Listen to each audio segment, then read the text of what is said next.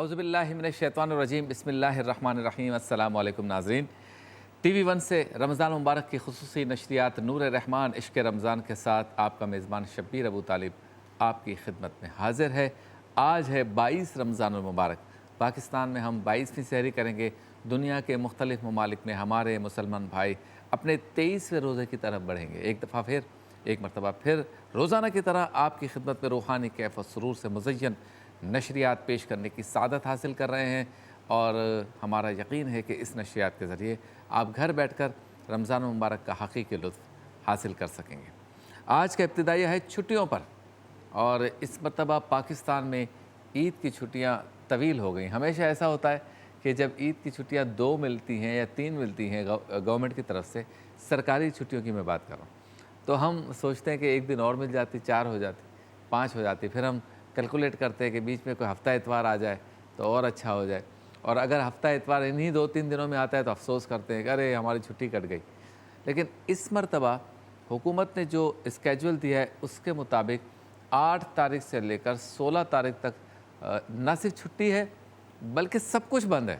یعنی اس 8 سے لے کر 16 تاریخ اور شاید اس کے بعد 17 بھی آپ سمجھ ہی لیں، تو یہ جو 8-10 دن ہیں، 10 دن ہے کم و بیش، اس میں تو کچھ بھی نہیں کھلا ہوا۔ یعنی آپ سمندر پہ بھی نہیں جا سکتے، آپ دریا کنارے بھی جا کے کھانے نہیں کھا سکتے، آپ ریسٹورنٹ پہ بھی نہیں جا سکتے، ریسٹورنٹ کے باہر بھی نہیں، اندر بھی نہیں، گاڑی میں بیٹھ کر بھی نہیں کھانا کھا سکتے، اور سارے تفریحی مقامات، بچوں کے جھولے اور پارک سب بند ہے ٹوٹل۔ اور 8 تاریخ سے غالباً یا 9 تاریخ سے بینکس بھی بند ہیں۔ اب اس کا تذکرہ میں نے پہلے بھی کیا تھا، یہ سمجھ میں نہیں آ رہا کہ عید تو 14 تاریخ کو ایکسپیکٹڈ ہے، تو یہ جو 4-5 دن ہیں، لوگ ان 4-5 دنوں میں کیا کریں گے؟ جبکہ بینکس بھی بند ہوں گی، پیسوں کی ضرورت ہوتی ہے، ٹرانزیکشنز ہوتی ہیں، باہر سے پیسے آ رہے ہوتے ہیں تو کس سے جا کے لیں گے؟ بینک بند ہوگی۔ اور دوسرا یہ کہ لوگ کس طرح سے جو ہے وہ اپنے بچوں کی شاپنگ کریں گے، اپنے معاملات اور کاروباری معاملات دیگر معاملات کو نمٹائیں گے، کیونکہ جب شاپنگ سینٹرز بند ہوں گے، آفیسز بند ہوں گی، دکانیں بند ہوں گی، تو آپ اپنے پینڈنگ کام کیسے کریں گے جو کہ عید کی رات تک چل رہے ہوتے ہیں۔ اور بڑا مسئلہ آئے گا اے ٹی ایمز کا، کہ اگر پیسے آپ کے اکاؤنٹ میں ہیں بھی یا کہیں سے آ بھی گئے تو آپ اے ٹی ایم سے نکالتے ہیں، تو آپ نے دیکھا ہوگا کہ عید سے 1 دن پہلے ہی اے ٹی ایم خالی ہو جاتے ہیں، تو یہاں تو عید سے 5 دن پہلے چھٹی ہے، تو اس کو آپ کیسے دیکھیں گے؟ اچھا، پھر جو اپنے شہر سے دوسرے شہر جانے والے ہیں یا دوسرے شہر سے اپنے شہر میں آنے والے ہیں، تو انٹر سٹی ٹرانسپورٹ بھی غالباً عید سے 4-5 دن پہلے ہی بند ہو جائے گی، تو لوگوں کا آنا جانا کیسے ہوگا؟ وہ اپنے اہل خانہ کے ساتھ عید کیسے گزاریں گے؟ یا تو پھر 5 دن پہلے ہی نکل جائیں، اور اگر کوئی ان کا اس طرح کا کام ہے، ڈیوٹی ایسی ہے کہ ان 4-5 دنوں میں بھی وہ انجام دینی ہے، جیسے ایئرپورٹس وغیرہ یہ تو کھلے ہوں گے، یا سبزی والے ہیں یا دودھ والے ہیں، بیکری ہے، کھانے پینے کی چیزیں تو وہ تو کھلی، اگر اس پہ کوئی جاب کرتا ہے لیکن ہے باہر دوسرے شہر سے، تو واپس کیسے جائے گا؟ اتنے پرابلمز ہیں۔ میں ابھی اس پر غور کر رہا تھا، بلکہ میں تو آپ کو یاد ہوگا میرے ناظرین کو کہ 4-5 دن پہلے بھی میں نے اس کا تذکرہ کیا تھا، تو میں سوچ رہا تھا کہ پورا ڈسٹرب ہو جائے گا معاملہ، اور اس کو ہینڈل کرنے کے لیے نہ جانے کیا الٹرنیٹ ہے، کس طرح سے یہ کریں گے اور اپلائی کیسے کریں گے۔ بٹ ساری مشکلات کے باوجود یہ تو ہے کہ کرونا کی وجہ سے، کرونا سے بچنے کے لیے یہ کام تو کرنا پڑے گا، اور امید ہے کہ جب یہ 10 دن اس طرح کا مکمل لاک ڈاؤن ہوگا تو امید ہے کہ بہتر ہو جائے گا، کرونا کی جو شدت ہے اس میں کمی آ جائے گی۔ لیکن اب آ جائیں لیکن پر، نماز تراویح ہو رہی ہے، شب قدر بھی ہوگی، شب قدر کے اجتماعات بھی ہوں گے، عید کے اجتماعات بھی ہوں گے، اور ماشاءاللہ کل الیکشن بھی ہے پاکستان میں ایک حلقے میں، 4 دن پہلے کراچی میں بھی الیکشن ہو رہے ہیں، اور اس میں کرونا نہیں ہے، باقی چیزوں پہ کرونا نہیں ہے، باقی چیزیں ہو رہی ہیں۔ آپ پھر سارا نزلہ میرے خیال میں گرائیں گے کہ شب قدر کے اجتماعات محدود کر دیں، تراویح کی نماز کو یوں کر دیں، عید کی نماز کو یوں کر دیں، تو ان کو تو آپ کہیں گے تو بھی یقیناً کوئی بھی نہیں مانے گا، اب نہیں مانے گا آپ کی بات۔ تو جب کنٹرول بھی نہیں کر سکیں گے، چھٹیاں بھی دے دی ہیں، پریشانیاں بھی ہیں، فرق بھی نہیں آنا، خود بھی سارا کچھ کر رہے ہیں، کسی اور کو کرنے بھی نہیں دے رہے، اور ویکسین بھی نہیں ہے، ویکسینیشن کا جو پروسیس ہے وہ بھی سلو ہے، یعنی ہمیں 10 کروڑ ویکسینز کی ضرورت ہے، لیکن ہمارے پاس شاید راستے میں ہے وہ، جو موجود ہیں وہ ملا کے شاید 2.5 کروڑ ہیں، تو اس پر بھی کوئی خاص توجہ نہیں ہے۔ اللہ تعالیٰ رحم فرمائے۔ پھر بھی سارے ریزرویشنز کے باوجود حکومت کی بات ماننی ہے، اداروں کی بات ماننی ہے، ڈاکٹرز کی بات ماننی ہے، اور ہمیں SOPs کو فالو کرنا ہے، ٹھیک ہے۔ جائیں گے وقفے کی جانب، اور وقفے کے بعد جب واپس لوٹیں گے تو ہے کلام عشق، مفتی محمد اسحاق مدنی صاحب بیان کریں گے قرآن پاک کی ایک یا چند آیتوں کا ترجمہ اور مختصر تفسیر۔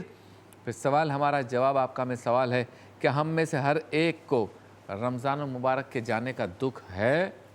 اس پر گفتگو کریں گے۔ عالم ٹائم میں ہوں گے علامہ مظفر شاہ قادری صاحب، اور عبادت کی اہمیت ہے، دیگر علماء کرام بھی ساتھ ہوں گے۔ مزیدار سحری میں ہوں گے شیف اقبال، چکن گارلک کٹلیس اور ایپل برفی آج بنے گی، یعنی 2 چیزیں بنائیں گے۔ کام کی بات میں پڑوسیوں کے حقوق کا خیال رکھیں، اس پر گفتگو ہوگی۔ ثنا خان ہمارے ساتھ ہوں گے، مہمان ہمارے ساتھ ہوں گے، ہدایے کے بخشش کی رحمتیں ہوں گی، اور روحانی گلدستہ مفتی شاہد مدنی صاحب، اور روزانہ کی طرح ایم فار مریم کا گفٹ ہم پر ہے۔ سوال کچھ دیر میں آپ کے سامنے پیش کروں گا۔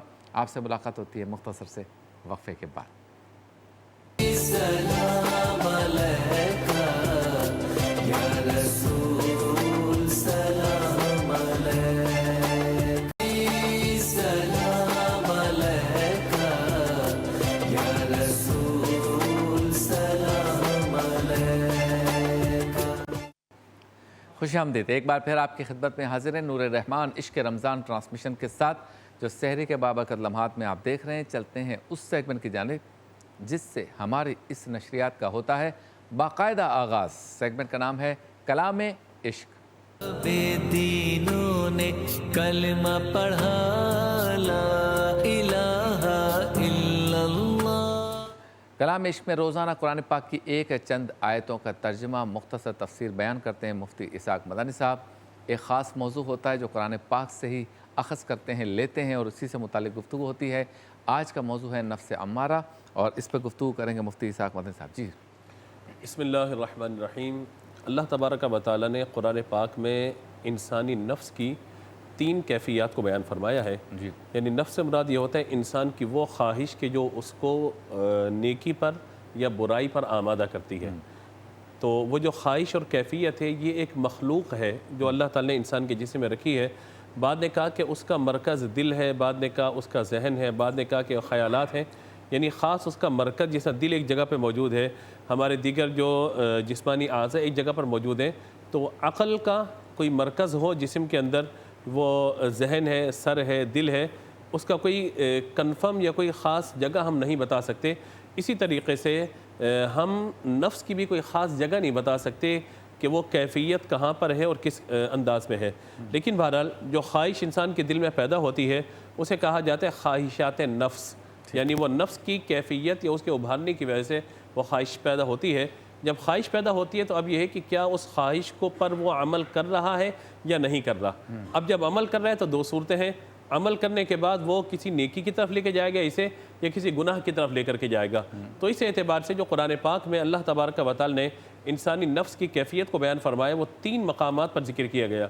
پہلا مقام اللہ تبارک و تعالیٰ نے 13ویں پارے کی پہلی آیت میں وما ابرئ نفسی ان النفس لامارۃ بالسوء، حضرت یوسف علیہ السلام کا پورا واقعہ ہے جس میں ذکر فرمایا گیا کہ نفس امارہ، یہ امارہ الف کے ساتھ ہے، الف میم را اور آخر میں ہاں، نفس امارہ عین کے ساتھ نہیں ہے یہ نا۔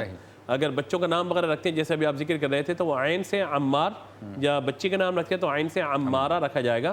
نفس امارہ جو ہے وہ الف سے آتا ہے، اس کا معنی یہ ہوتا ہے ایسا نفس وما ابرئ نفسی، یہ نفس امارہ ہے جو انسان کو ہمیشہ برائی کی دعوت دیتا ہے، اور اس طرح برائی کی دعوت دیتا ہے کہ اتنا خطرناک ترین ہے کہ امام غزالی رحمۃ اللہ تعالی لکھتے ہیں کہ یہ شیطان کا بڑا بھائی ہے۔ اچھا، نفس امارہ جو ہے یہ شیطان کا بڑا بھائی ہے، کیونکہ شیطان کے جو وسوسے ہیں، شیطان کے وسوسے ہیں، وسوسہ ڈالتا ہے پھر وہ رک جاتا ہے، پھر وسوسہ ڈالتا ہے پھر رک جاتا ہے، پھر وسوسہ ڈالتا ہے پھر رک جاتا ہے۔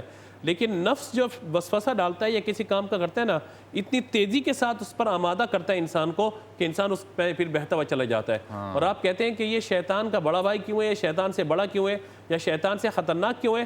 کہا کہ شیطان کے بارے میں تو بتا دیا گیا ساری چیزوں کا نا، اور ہم اس کے پناہ بھی طلب کرتے ہیں اعوذ باللہ من الشیطان الرجیم، لیکن نفس سے لوگ معرفت حاصل نہیں کرتے نفس کی، اور نفس کی برائیوں کو جانتے بھی نہیں ہیں، سمجھتے بھی نہیں ہیں، اس وجہ سے نفس بہت زیادہ بہکا دیتا ہے انسان کو، اور کہا گیا یہی نفس ہے جو انسان کو جنت میں لے جاتا ہے، یہی انسان کو جہنم میں لے جاتا ہے۔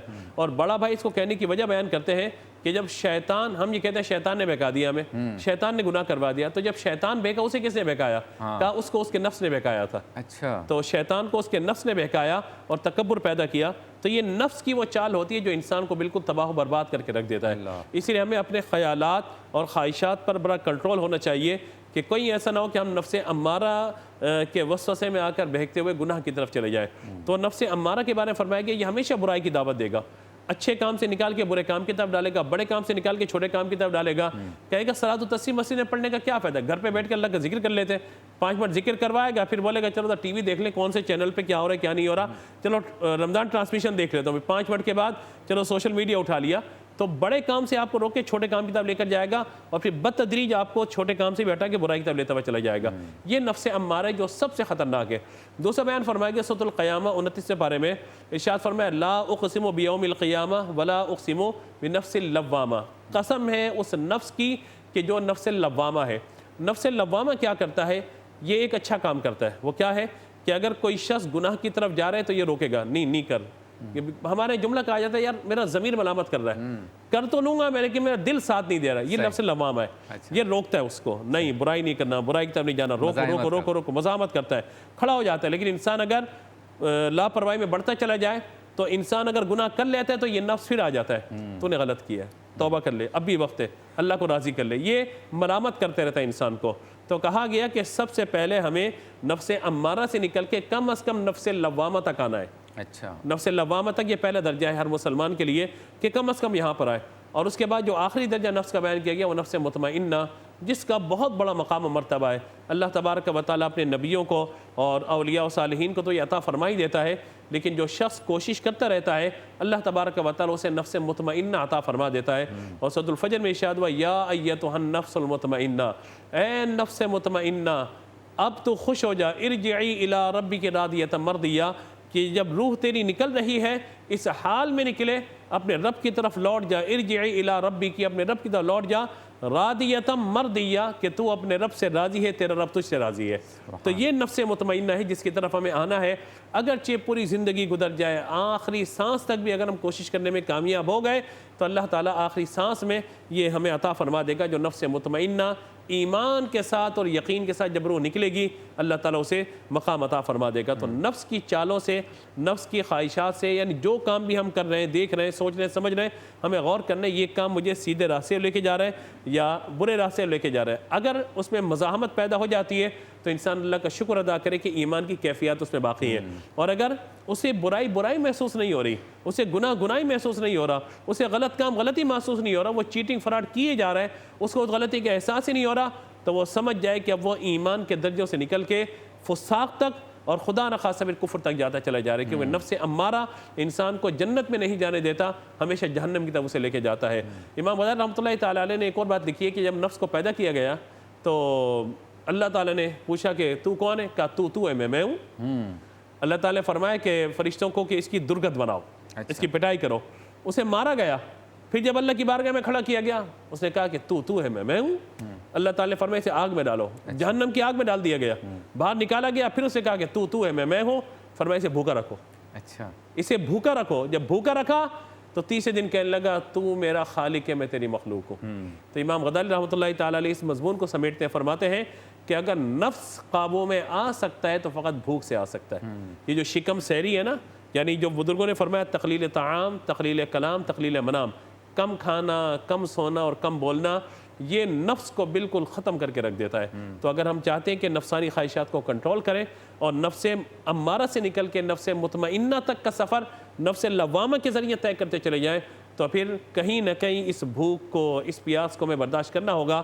اللہ تعالیٰ نے مسلمانوں کو ایک مہینہ ایسا پیارا دے دیا کہ جس میں ہم اپنے نفس کو کنٹرول کرتے ہیں، نفس کنٹرول ہوگا بندہ متقی بن جائے گا۔ صحیح۔ اور روزے کے انعام ہی یہ فرمایا گیا نا کہ لعلکم تتقون، تاکہ ہمیں تقوی ملے۔ تو جہاں ماہ رمضان میں ہم روزے رکھتے ہیں، بھوک و پیاس کو برداشت کرتے ہیں، وہاں اگر انسان سرکشی کی طرف آمادہ ہو رہا ہو تو اسے چاہیے اللہ کی رضا کے لیے 2-3 دن نفل روزے رکھے، انشاءاللہ اس کا نفس اس کے کنٹرول میں آنا شروع ہو جائے گا۔ اللہ تعالیٰ ہمیں عمل کی توفیق عطا بہت خوب، زبردست ہو گیا۔ تو رمضان المبارک جو ہے یہ پریکٹس کو جاری رکھنے کے لیے ایک بہترین موقع ہے کہ جیسے ہی رمضان المبارک چلا جائے روزے بند نہیں کرنے، وقتاً فوقتاً اپنی استطاعت کے مطابق روزے رکھتے رہنے چاہیے، تاکہ جس کا ذکر مفتی صاحب نے فرمایا کہ نفس سے آپ کی لڑائی ہو رہی ہے، اس لڑائی کو آپ جیت سکیں، اور یہ بھوک، یہ پیاس جو اللہ کی رضا کے لیے ہم کریں گے انشاءاللہ تعالیٰ اس میں جیت ہماری ہوگی نفس کے خلاف۔ آپ سے ملاقات ہوتی ہے مختصر سے وقفے کی۔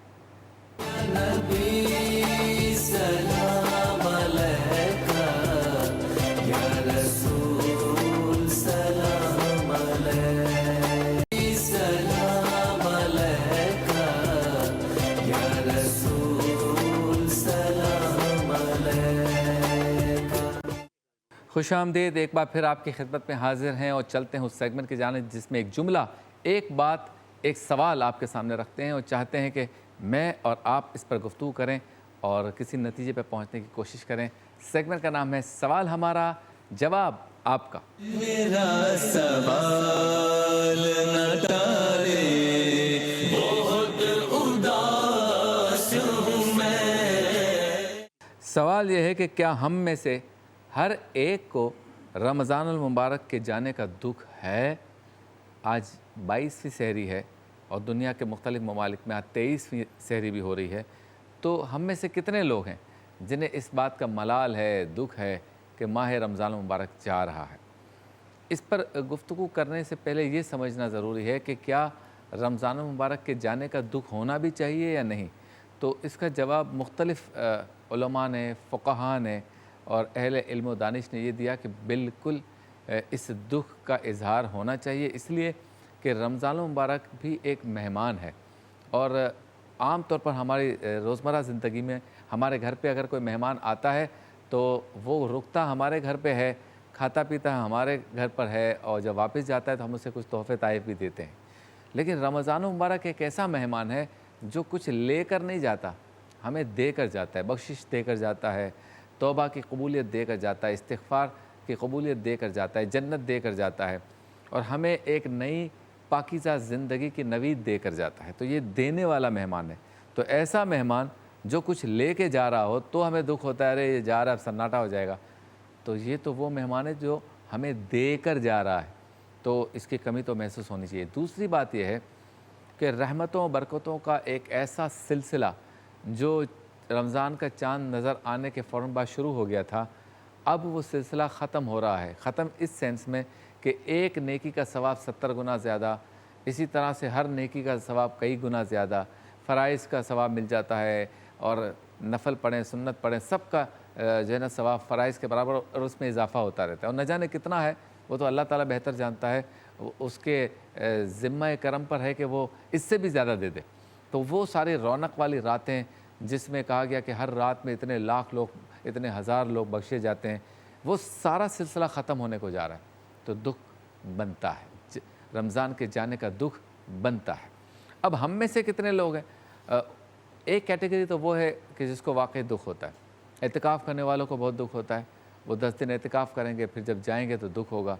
روزے مکمل رکھنے والے، تراویح پوری پڑھنے والے، ان کو بہت دکھ ہوگا، اور دنیاوی اعتبار سے دیکھیں تو رات کو چنا چاٹ کھانے والوں کو بھی بہت دکھ ہوگا، جو بازاروں میں جا کے کھانا کھاتے ہیں، سحری کرتے ہیں۔ اس مرتبہ تو کرونا کی وجہ سے ذرا سا مشکل ہے، لیکن ایسے لوگوں کو بھی دکھ ہوتا ہے، ذکر کرنا ضروری ہے۔ اچھا، کچھ لوگ ایسے ہیں کہ جن کو یعنی ایک کیٹیگری وہ ہے کہ جن کو اس طرح سے دکھ نہیں ہوتا کہ وہ روئیں، الوداع پڑھیں اور سوچتے رہیں کہ اے اللہ اب ہمارا کیا ہوگا، اب تو ایک نیکی کا ثواب کئی گنا زیادہ نہیں ملے گا، ایسی راتیں کہاں ملیں گی جہاں استغفار قبول ہو، توبہ قبول ہو۔ ایسے لوگ تو ہیں، لیکن کچھ لوگ ایسے ہیں کہ جو اس کو سیریسلی دکھ کے اعتبار سے نہیں لیتے، بس کہتے ہیں کمی محسوس ہوگی۔ اور تیسری کیٹیگری ایسی ہے کہ جو یہ کہتی ہے کہ بس یار تھک گئے، روزے، گرمی، کرونا، اپنے آفس کی ڈیوٹی، کام کاج کی ڈیوٹی، بھوک پیاس، دوائیاں نہیں لے پا رہے اور اپنی جو ایکٹیویٹیز ہیں کھیلنے کودنے کی وہ بند ہو گئیں تو اب بس اب ہو گیا، خیر خیریت سے رمضان گزر جائے اور عید وغیرہ آئے تو ذرا بچوں کے ساتھ اور خود بھی اچھے کپڑے پہنے، کھائیں پئیں، گھومیں پھریں، ذرا ریلیکس ہوں. ایسے لوگ ہیں. وہ اس طرح نہیں کہتے کہ بس ابھی چلا جائے، لیکن اس طرح کے جذبات ہوتے. اور ایک تو ایسی کیٹیگری ہے جس کو نہ رمضان کے آنے کا پتہ ہے نہ جانے کا پتہ ہے، یعنی ان کی زندگی، کیونکہ وہ روزے ہی نہیں رکھتے. اور کتنے بدقسمت ہیں، رمضان کے روزے چھوڑنا، ترک کرنا، اس کے گناہ کا اندازہ ہی نہیں ہے ان کو. تو ان کے لیے کچھ نہیں ہے، ان کے لیے بس یہ ہے کہ بس عید کی چاند رات آئے اور ہلہ گلہ شروع ہو. کچھ تو ایسے ہیں جو فارم ہاؤسز پہ چلے جاتے ہیں اور فارم ہاؤسز بک ہوتے ہیں عید کے دنوں میں. ارے بھائی یہ تو وہ دن ہوتا ہے عید کا کہ لوگ دور دراز سے اپنے رشتہ داروں سے ملنے کے لیے، ان کے ساتھ گھر میں بیٹھنے کے لیے، خوبصورت یادوں کو شیئر کرنے کے لیے، گفتگو کرنے کے لیے، اچھے اچھے کھانے پکا کر ساتھ بیٹھنے کے لیے دور دور سے آتے ہیں. لیکن کچھ لوگ ایسے ہیں کہ جو ان دنوں میں بھی فارم ہاؤس پہ چلے جاتے ہیں اور رات ساری جاگیں گے چاند رات، اور عید کی نماز بھی گئی، باقی نمازیں تو گئی اور کوئی عید وغیرہ نہیں ملنا. بس شام ہوئی، اٹھے، کپڑے پہنے، خوشبو لگائی اور چلے گئے بھائی شہر سے دور گھومنے پھرنے. تو ایسے لوگوں کے لیے تو دکھ کا کوئی معاملہ ہے ہی نہیں. تو ویسے ایک اچھے مسلمان کے لیے جو ہم دیکھتے ہیں، اور الحمدللہ میں حسن ظن بھی رکھتا ہوں، دیکھتا بھی ہوں، پاکستان میں، ہمارے ملک میں اور مسلم ورلڈ میں اکثریت ایسا ہے کہ لوگوں کو کچھ نہ کچھ دکھ ضرور ہوتا ہے رمضان کے جانے کا. اور کوئی اس دکھ کو آنسوؤں کے ساتھ ظاہر کرتا ہے، کوئی تنہائی میں رو کے ظاہر کرتا ہے، کوئی اپنی باتوں سے غم زدہ نظر آتا ہے، غمگین نظر آتا ہے، اور کچھ ویسے ہی افسردہ نظر آتا ہے جیسے جیسے آخری عشرہ گزرتا جاتا ہے. اب کرنا کیا چاہیے؟ کرنا یہ ہے کہ 7 دن رہ گئے ہیں، یا 7 راتیں اور 8 دن رہ گئے ہیں، یوں سمجھ لیں، اور اس میں سے 4 طاق راتیں. تو کرنا یہ چاہیے سب سے پہلے تو، اگر ہم چاہتے ہیں کہ دکھ کا اظہار بھی ہو اور اس رمضان سے ہم کچھ حاصل بھی کر سکیں، تو یہ جو باقی 1 ہفتہ یا 8 دن 9 دن رہ گئے ہیں، اس میں خوب اللہ تعالیٰ سے لو لگانی ہے. اعتکاف کر لیا تو ٹھیک ہے، 3 دن کا بھی کر سکتے ہیں نفلی اعتکاف، وہ کرنے کی کوشش کریں. طاق راتوں میں اسپیشل عبادت کی کوشش کریں، رب سے زیادہ انہماک کے ساتھ کنیکشن کو جوڑیں، ربط کو جوڑیں، رابطے کو جوڑیں، اور زیادہ عبادت کریں، زیادہ قرآن کی تلاوت کریں، زیادہ توبہ کریں. اپنی زندگی کے ایک ایک گناہ کو یاد کر کے روئیں، گڑ گڑائیں اور توبہ کریں ان دنوں میں. اور پھر یہ تہیہ کریں کہ شوال میں بھی کچھ روزے رکھیں گے، بالخصوص جن 6 روزوں کا تذکرہ ہے دوسری حصے جو شروع ہوتے ہیں، اس طرف جائیں. یا سال میں ایک ایسی روٹین ہو کہ ہفتے میں 1 آدھ روزہ ہم رکھیں، اسی طرح سے سحری ہو، اسی طرح سے افطار کا دسترخوان سجے، گھر والے بھی ساتھ شامل ہوں، اور اسی طرح سے قرآن ختم ہو. گو کہ ماہ رمضان میں روز کا 1 یا 2 سپارہ پڑھنے والوں کی تعداد بہت زیادہ ہے، تو عام دنوں میں 1 رکوع پڑھ لیں، سال میں 1 قرآن ختم کر لیں، 6 مہینے میں 1 قرآن ختم کر لیں. تو جب ہم اس روٹین کی طرف آ جائیں گے تو ہمیں لگے گا کہ ہم نے اس رمضان سے کچھ حاصل کیا. جانے کا دکھ تو ہوگا، لیکن اس دکھ کو استعمال کریں گے. دیکھیں ابھی ذی الحج کا مہینہ آئے گا نا، اس میں بھی روزے رکھے جا سکتے ہیں. محرم کا مہینہ آئے گا، اس میں بھی روزے رکھے جاتے ہیں. اس طرح آگے بڑی راتیں آتی ہیں، شب معراج، شب برات، اس میں بھی روزے رکھے جاتے ہیں. روزوں کے تو مواقع ملتے ہیں، اور یہ ایام، یہ راتیں نہ بھی ہوں تو بھی نفلی روزے رکھے جا سکتے ہیں. بہترین موقع ہے اب بھی ایک دوسرے کو ریئلائز کرانے کا، سمجھانے کا، بتانے کا. معلوم تو سب کو ہے کہ آج 22ویں سحری ہے، لیکن بتاتے رہنے سے یہ ہوتا ہے کہ بندہ ریئلائز کرتا ہے. توجہ نہیں ہوتی، توجہ مل جاتی ہے. اور یہ تجربہ بھی ہے اور علماء سے سنا بھی ہے. اگر مخلوق کی محتاجی ختم کرنی ہے، اپنے نفس کو پاک کرنا ہے، رزق میں برکت چاہتے ہیں، تو پھر سارے خرافات کے معاملات کو چھوڑ کر اللہ سے لو لگانی ہے. آپ سے ملاقات ہوتی ہے مختصر سے وقت. نبی سلام علیکہ، یا رسول سلام علیکہ، سلام علیکہ، یا رسول سلام علیکہ. خوش آمدید، ایک بار پھر آپ کی خدمت میں حاضر ہیں، اور آپ دیکھ رہے ہیں نور رحمان عشق رمضان کی یہ روح پرور نشریات सहरी के बाबरकत लम्हात में TV1 से बराह रास्त और गाहे बगाहे वसैब TV और न्यूज़ 1 पर भी आप इसे देख सकते हैं। चलते हैं उस सेगमेंट की जानिब जिसमें उलमाए कराम हमारे साथ होते हैं। ख़ास मौजू होता है, सवाल और जवाब की नशिस्त होती है, मालूमात मिलती हैं, तबादला ख्याल होता है। इस सेगमेंट का नाम है आलिम टाइम। लेकर आया हमारा नबी। आज आलिम टाइम में हमारा मौजू है इबादत की अहमियत और मौजूद है हमारे साथ मुअज़्ज़ज़ उलमाए कराम।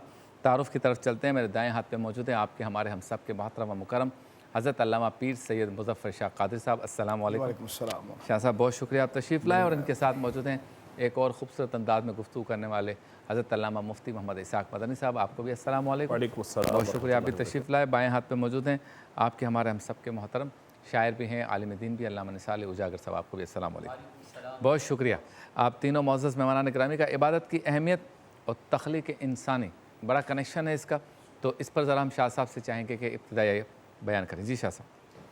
बिस्मिल्लाहिर्रहमानिर्रहीम रब्बि इश्रह ली सदरी व यस्सिर ली अमरी वहलुल उक़दतम मिन लिसानी यफ़क़हू क़ौली।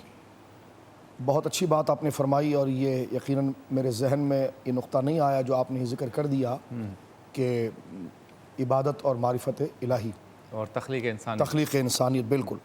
और ये इशारा आपका कुरान करीम की उस मशहूर आयत की तरफ है कि वमा खलक़तुल जिन्ना वल इंसा इल्ला लियअबुदून, कि हमने इंसान और जिन्नात को नहीं पैदा किया मगर अपनी इबादत के लिए। लेकिन मैं शबीर भाई आपकी इजाज़त चाहता हूँ कि पहले इबादत का लुग़वी माना हम देखें, क्योंकि देखिए शबीर भाई ये इबादत जो है ये अरबी ज़बान का लफ्ज़ है। इसका माना अगर हम देखें तो हज़रत इमामुल मुतकल्लिमीन सैयद शरीफुद्दीन जुरजानी रहमतुल्लाह अलैह अपनी मारकतुल आरा लुग़त की किताब अत-तारीफ़ात, उसमें इबादत का माना करते हैं अक़सा गायतुल खुदू' व तज़ल्लुल, इंतहाई दर्जे की इनकिसारी और इंतहाई दर्जे के अदब का नाम है इबादत। वाह। तो ये इसका लुग़वी माना है, यानी इंतहाई दर्जे का अदब। इंतहाई दर्जे के अदब से मुराद क्या है, तो उसको यूँ देख लें आप कि आपके बदन में इंतहाई दर्जे की ताज़ीम की जगह कौन सी है, पेशानी। तो जिसके आगे आप अपनी इंतहाई दर्जे की ताज़ीम का इजहार कर देते हैं तो वही इबादत बन जाती है। एक बात, अल्लाह के सिवा कोई सजदे का मुस्तहिक नहीं। इबादत का ये माना है। हज़रात सूफिया इकराम इबादत का माना ये लेते हैं, यानी अगर इसको फैलाएंगे, क्योंकि हम इसके इजमाल को ले रहे हैं, तारीफ़ को ले रहे हैं और हम इसके उसूल को ले रहे हैं, वरना अहकामात, नमाज, रोज़ा, ज़कात ये सारी इसकी शाखें हैं इबादत की, लेकिन हम इसके तसव्वुर को ले रहे हैं। तो एक तो लुग़त के अतबार से है इल्म कलाम के तहत कि अक़सा गायतुल खुज़ू' व तज़ल्लुल, इंतहाई दर्जे की आजिज़ी और इनकिसारी का नाम इबादत है। और इंतहाई दर्जे की आजिज़ी उसी की हो सकती है कि जो वाजिबुल वजूद हो और मुस्तक़िल बिज़ात हो, यानी जो वाजिबुल वजूद से मुराद जिसका होना ज़रूरी हो और जिसका ना होना मुहाल, वो अल्लाह रब्बुल आलमीन की ज़ात है, जो ख़ुद से है बग़ैर किसी के बनाए, सबको उसने तख्लीक़ किया है। हज़रात सूफिया की तरफ जाते हैं तो वो इस मुबारक मज़मून की रूह को पकड़ते हैं फिर, और वो ये कहते हैं कि इबादत का माना ये है कि जिसकी मानी जाए, जिसकी सुनी जाए, जिसके पीछे चला जाए, यानी जिसकी बात के पीछे चला जाए। अब तुम अपनी ख्वाहिशात के पीछे चलो तो तुमने उसकी इबादत कर ली, अब अल्लाह की मर्ज़ी के पीछे चले तो तुमने अल्लाह की इबादत कर ली। तो गोया कि ये ख़ास जो सूफिया ने जिस नुक्ते को छेड़ा है, आगे चलकर हम आगे बहस करेंगे। लेकिन आपने जो कुरान करीम की जिस आयत की तरफ इशारा किया, इस तारीफ़ के बाद अगर हम उस आयत की तरफ चलें तो अब आप देखें वमा खलक़तुल जिन्ना वल इंसा इल्ला लियअबुदून, हमने इंसान और जिन्नात को नहीं पैदा किया मगर अपनी इबादत के लिए, यानी जिन्नात और इंसान अपनी अल्लाह ने अपनी इबादत के लिए पैदा किया। इसका शरई मफ़हूम ये निकला है कि पूरी कायनात के अंदर दो शख्सियात, दो ज़ातें या दो तबके ऐसे हैं जो मुकल्लफ़ हैं, जिनको खुदा ने अक़ल दी है और अपने अहकाम का पाबंद किया है। वो एक जिन्नात है और एक इंसान है। वमा खलक़तुल जिन्ना वल इंसा इल्ला लियअबुदून। बाज़ दोस्त कहते हैं कि जनाब जो है वो जिन्नात ही तो इंसान है। तो हमने कहा जिन्नात कैसे इंसान है भाई, जिन्नात कैसे इंसान, कहते जो जब तक देहात में रहेंगे तो वो जिन्नात है, क्योंकि जिन का माना छुपा हुआ होना, और इंसान जो शहर में रहते हैं। तो हमने कहा अगर ये दोनों एक ही होते तो फिर दोनों को मादा तख्लीक भी एक होना चाहिए था। जबकि सूरह रहमान को आप देखें, खलक़ल इंसान मिन सलसालिन कल फ़ख़्ख़ार व खलक़ल जान्न मिन मारिय्यिम मिनन नार, कि हमने इंसान को मिट्टी से बनाया है और जिन्नात को आग से बनाया है। तो जब अगर ये देहाती, अगर ये इंसान ही की मुख्तलिफ सूरतें हैं तो इनका मादा तख्लीक भी एक होना चाहिए। तो जब मादा तख्लीक ही अलग है तो पता चला ये दोनों एक अलग जिन्स और अलग नौ है। एक बात आगे चलते हुए बात अर्ज़ कर देना चाहता हूँ कि वमा खलक़तुल जिन्ना वल इंसा इल्ला लियअबुदून, हमने इंसान और जिन्नात को पैदा किया अपनी फरमाबरदारी के लिए। ज़िंदगी आमद बराए बंदगी, ज़िंदगी बेबंदगी शर्मिंदगी। अल्लाह की तमाम बातों का मानने का नाम है عبادت. ہم نے انسان اور جنات کو پیدا کیا ہے کہ جو ہم نے تمہیں راستہ بتایا ہے اس راستے پر چلو, جیسے کرنے کا حکم دیا ہے ویسے کرو. یہ وسیع مفہوم جو ہے وہ عبادت کا ہے. لیکن میں اس میں ایک نقطہ عرض کر دینا چاہتا ہوں جو ہمارے علماء نے بار بار لکھا. فرمایا دیکھیں اس کا معنی جب آپ دیکھیں گے نا, عبادت کے معنی کو اگر ہم کھول رہے ہیں تو ہمارے مفسرین الا لیعبدون کا معنی کہتے ہیں ای یعرفون. جو آپ نے معرفت کا لفظ استعمال کیا تو دونوں باتیں میرے ذہن میں آ گئی اور آپ نے بالکل جم کر اس آیت کے بارے میں اشارہ کر دیا. یعنی ہم نے انسان اور جنات کو پیدا کیا عبادت کے لیے. عبادت کا معنی ہے کہ ای یعرفون, اسے جاننے کے لیے, اسے جاننے کے لیے. اب آپ آ جائیے معرفت. اللہ نے یہ نہیں فرمایا کہ ہم نے اپنے علم دلانے کے لیے پیدا کیا, فرمایا نہیں, اپنی معرفت کے لیے پیدا کیا. اس لیے جو اللہ کے نیک بندے ولی ہو جاتے ہیں ان کو ہم جو ہے وہ عارف باللہ کہتے ہیں, عالم باللہ نہیں کہتے. اچھا فرق کیا ہے اس میں؟ فرق اس کا بڑا خوبصورت ذکر کیا امام راغب اصفہانی نے المفردات میں کہ دیکھیں علم اور معرفت اگر یوں دیکھیں تو دونوں ایک ہی چیزیں, یوں لگتا ہے جیسے مترادف ہیں, ایک ہی کیفیت ہے, اس کے لیے دو لفظ الگ الگ آ گئے, یہ مترادف ہے کہ جناب یہ علم ہے اور یہ معرفت ہے. لیکن اس کی روحانیت میں جا کر دیکھیں تو معرفت واسطہ ہے علم کا. جس تک آپ براہ راست پہنچ جائیں نا وہ علم ہے, اور جس کے لیے واسطہ بن کر پہنچے تو یہ معرفت ہے.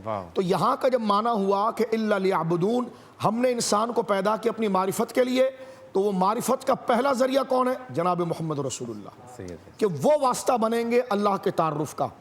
کیونکہ معرفت ایسے علم حاصل کو کرنے کہتے ہیں کہ وہ علم جو کسی ذریعے سے آئے, اور جو ڈائریکٹ آئے, جو معلومات ڈائریکٹ آئے, جو معلومات ڈائریکٹ آتی ہے وہ ہے علم, اور جو واسطے سے آتی ہے وہ ہے معرفت. یعنی اللہ نے یہ فرمایا کہ ہم نے انسان اور جنات کو پیدا کیا ہے کہ وہ ہماری معرفت, ہمارا علم واسطوں سے حاصل کریں. جیسے حدیث پاک کے اندر آتا ہے, سرکار دو عالم صلی اللہ علیہ وسلم نے ارشاد فرمایا, وہ عبارت کچھ میرے ذہن میں آتی ہے کہ سرکار کریم فرماتے ہیں یہ نہ کہو کہ تم اللہ کا علم رکھ رہے ہو, بلکہ یہ کہو کہ تم نے اللہ کی نشانیوں کا علم رکھا, کیونکہ یہ نشانیاں جو ہے وہ تمہیں اللہ تک پہنچاتی ہیں. مثلا قرآن میں آپ دیکھ لیں اللہ رب العالمین جل وعلا کیا فرماتا ہے؟ رب کون ہے؟ فرمایا جس نے آسمان بنایا. اب جا رہے ہیں رب کی طرف, لیکن بات میں بیچ میں آسمان آ جاتا ہے. رب کون ہے؟ تو رب کو دیکھ ہی نہیں سکتے ہم, وہ ہماری آنکھوں سے دیکھنے سے پاک ہے, وہ ہماری عقل میں آنے سے پاک ہے. رب کون ہے؟ جس نے زمین بنایا.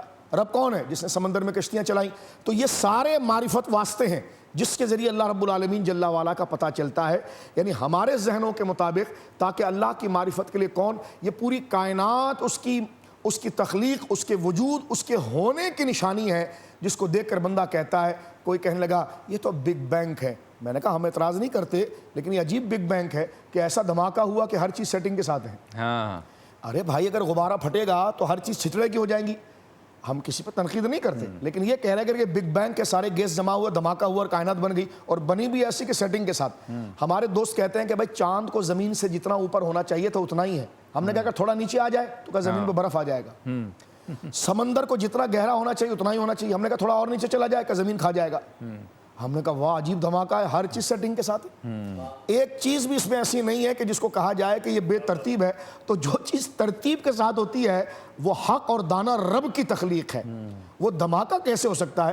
دھماکے میں اگر 90 چیز بھی صحیح ہو تو 10 خراب ہوتی ہے, یا اس کے چھتڑوں کو جمع کر کے کسی ایک چیز کو وجود دیا جاتا ہے.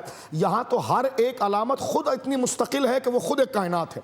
آسمان خود ایک کائنات ہے, سمندر خود ایک کائنات, زمین ایک خود کائنات ہے, حجر ایک خود کائنات, احجار کا عالم, آپ دیکھیں نباتات کا عالم, ایک ایک پودے کو آپ دیکھیں تو انسان حیران ہوتا ہے, ایک ایک عالم. یعنی اگر آپ دیکھیں اپنے بدن کو میں اور آپ دیکھیں, یہ ناخون جیسی جس کو ہم گھٹیا سمجھتے ہیں, یہ بال کو, اس جیسی چیز کے اندر جو ہے وہ ترتیب جس ذات ہے کہ اس کی ترتیب بناوٹ اس طرح نہ ہوتی تو کیا ہو جاتا, اور اس طرح اگر ہے تو پھر کیا ہے, یہ کس طرح. تو اب آپ دیکھیں صرف بال کی بدن میں تخلیق میں اتنی شاہکاری ہے, تو یہ کائنات کوئی دھماکہ ہے. تو فرمائیے معرفت کا ذریعہ ہے کہ جس کو دیکھ کر تم اعلیٰ اللہ کی نشانیوں کو دیکھ کر تم اللہ رب العالمین جل وعلا کو پاتے ہو. کہ ایک دفعہ یوں ہوا کہ عرب کے کسی بندے سے پوچھا گیا دیہاتی سے کہ تم نے خدا کو کیسے پایا؟ اس نے کہا یہ ساری نشانیاں تو ہیں, نبی پاک تو ہیں لیکن یہ نشانیاں بھی ہیں. اس نے کہا یہ کیسے؟ انہوں نے کہا بھائی ہم تو دیہاتی لوگ ہیں, جب ہمارا اونٹ کھو جاتا ہے نا تو ہم اس کے پاؤں کے نشان سے اس تک پہنچ جاتے ہیں. تو کہا جب ہم اپنے اونٹ کے لیے پاؤں کے نشان تک پہنچ جاتے ہیں تو کائنات کے نشان ہمیں خود رب تک پہنچا دیتے ہیں. واہ واہ واہ, بہت خوب, ماشاء اللہ. اچھا اجاگر صاحب ذرا بتائیے, ہم پاکستان کی جو کرنسی نوٹ ہے اس پہ بھی لکھا ہوا دیکھتے ہیں کہ رزق حلال عین عبادت ہے. حصول رزق حلال. جی حصول رزق حلال عین عبادت ہے. اور پھر القاسب و حبیب اللہ اور اس طرح کی ہمارے پاس چیزیں بھی موجود ہیں.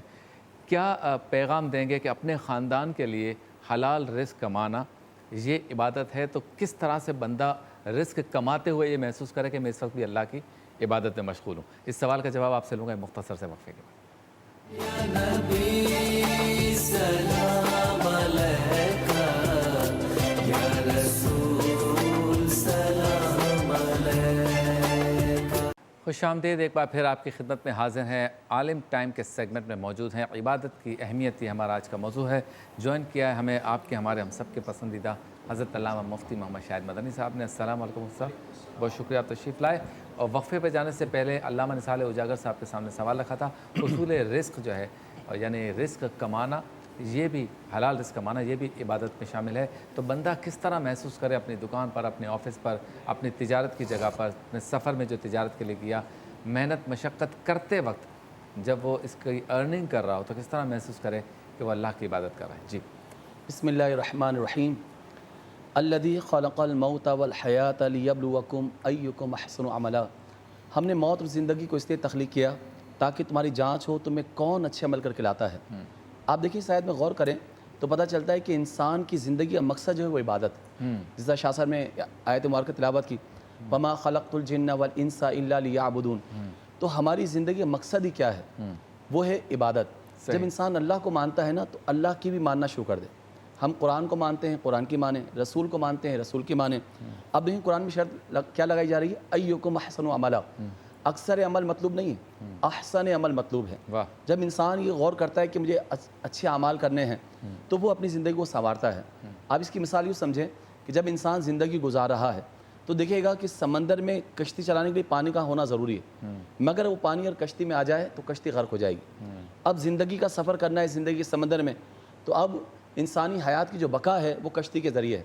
اب کشتی کے اندر پانی نہیں آنا چاہیے. اب مال کمانا یہ انسانی ضرورت ہے، انسانی احتیاج ہے. اس کے بغیر زندگی کا سفر ممکن نہیں ہے بظاہر. لیکن حرص و ہوس کے اندر نہ پڑے، صرف مال کمانا ہی مقصود نہ ہو. دیکھیں مال جو ہے وہ دنیا کی زینت بھی قرار دیا گیا ہے قرآن کے اندر، اور اسے آزمائش بھی، فتنہ بھی قرار دیا گیا. تو جب ہم صرف حرص و ہوس کے لیے کمائیں گے، حرام کمائیں گے، تو اب یہ فتنہ ہو جائے گا. لیکن اگر ہم اس لیے کمائیں گے کسی آگے ہم ہاتھ نہ پھیلائیں، ہماری اولاد کسی آگے ہاتھ نہ پھیلائے، تو اب یہ کیا ہوگا؟ یہ رزق حلال کمانا عین عبادت ہو جائے گا. صحیح. جس طرح حدیث میں آتا ہے القاسب و حبیب اللہ، یعنی کسب حلال کرنے والا وہ اللہ کا حبیب ہے. ایک حدیث میں ارشاد ہوتا ہے، میرے آقا فرماتے ہیں اگر کوئی انسان رزق حلال کے لیے اگر ذلت کے مقام پہ کھڑا ہوتا ہے تو گھر لوٹنے سے پہلے اللہ تعالیٰ اس کی بخشش فرما دیتا ہے. چونکہ رزق حلال کما رہا ہے اور ذلت کے مقام پہ کھڑا ہے تو اللہ تعالیٰ اس کے لوٹنے سے پہلے اس کی بخشش فرما دیتا ہے. تو انسان کو چاہیے کہ محنت کرے، اپنی کاوش کرتا رہے اور اللہ کی بارگاہ میں جھکا رہے. اب مولا علی کی آخری بات بتا کر بیان ختم کرتا ہوں کہ مولا علی کی شان کیا ہے. آپ مزدوری کر رہے تھے یہودی کے باغ کے اندر، اب 2 کلو کھجوریں ہو گئیں، آپ چلنے لگے. اب یہودی جو مالک تھا اس آقا نے کہا کہ آپ ایک کام کریں، کچھ اور کر لیں. اس نے یہ آپ کچھ اور کام کر دیں تاکہ کھجوریں بڑھ جائیں گی. آپ نے فرمایا 2 کلو کھجوریں آج کے لیے کافی ہیں. تو کہا اگر تھوڑا اور کر دیں میرا کام ہو جائے گا. آپ نے فرمایا یہ زیادہ ہیں، 1 کلو کھجوریں میرے بچوں کے لیے اور 1 کلو کھجوریں مدینے کے غریب بچوں کے لیے کافی ہے. تو کہہ رہے ہیں کل آپ کیا کریں گے؟ تو آپ نے تاریخی جملہ دیا، فرمایا کہ کل کی زندگی دینے والا کل کی روزی بھی دے گا. واہ واہ. دیکھیں زندگی، کل کی زندگی دینے والا کل کی روزی بھی دے گا. کہا زیادہ کمانے میں کیا حرج ہے؟ مولا علی نے پھر کتنا خوبصورت جملہ دیا، فرمایا کہ اگر میں حرام کماؤں تو اگر حرام کمایا جائے تو عذاب ہوگا اور زیادہ کمایا جائے تو حساب ہوگا. اور علی وہ ہے جو اپنے مولا سے، مولا کے عذاب سے بھی ڈرتا ہے اور مولا کے حساب سے بھی ڈرتا ہے. کیا بات. تو یہ زندگی ہے کہ انسان بہت زیادہ دنیا میں لگ جائے اور دنیا کے لیے وقف ہو جائے تو یہ انسان کی زندگی مقصد نہیں ہے. بہت خوب. اچھا سوال ہے ہمارے سارے دیکھنے والوں کے لیے اور صحیح جواب دینے والے کو ایم فار مریم کا ملے گا گفٹ ہیمپر. سوال آج کا ہے، ہجرت کے موقع پر غار ثور میں سرکار دو عالم صلی اللہ علیہ وسلم کے ساتھ کون سے صحابی تھے؟ ہجرت کے موقع پر سرکار دو عالم صلی اللہ علیہ وسلم کے ساتھ غار ثور میں کون سے صحابی رسول تھے؟ صحیح جواب جو دیں گے انہیں ملے گا ایم فار مریم کا گفٹ ہیمپر. مفتی شاہد صاحب ذرا یہ بتائیے عبادت کی عادت کیسے ہو؟ آپ کا اگر سوال نامکمل ہوا تو وقفے پہ آ کے واپس لے دیں، تمہیداً بتا دیں، پھر اس کو کنٹینیو بھی کر لیں گے. بسم اللہ الرحمن الرحیم. هو القادر هو الحق هو المعین. عبادت کی عادت बड़ा अहम सवाल है इस एतबार से कि अक्सर लोग बाज़ औक़ात इबादात शुरू करते हैं और फिर सुस्ती की वजह से छोड़ देते हैं। देखें, कोई भी ऐसा काम जो फ़ेल बिल मोहब्बत कहलाए, यानी वो काम आप मोहब्बत से कर रहे हों तो फिर उसमें इस्तिक़ामत ख़ुद ही मिल जाती है।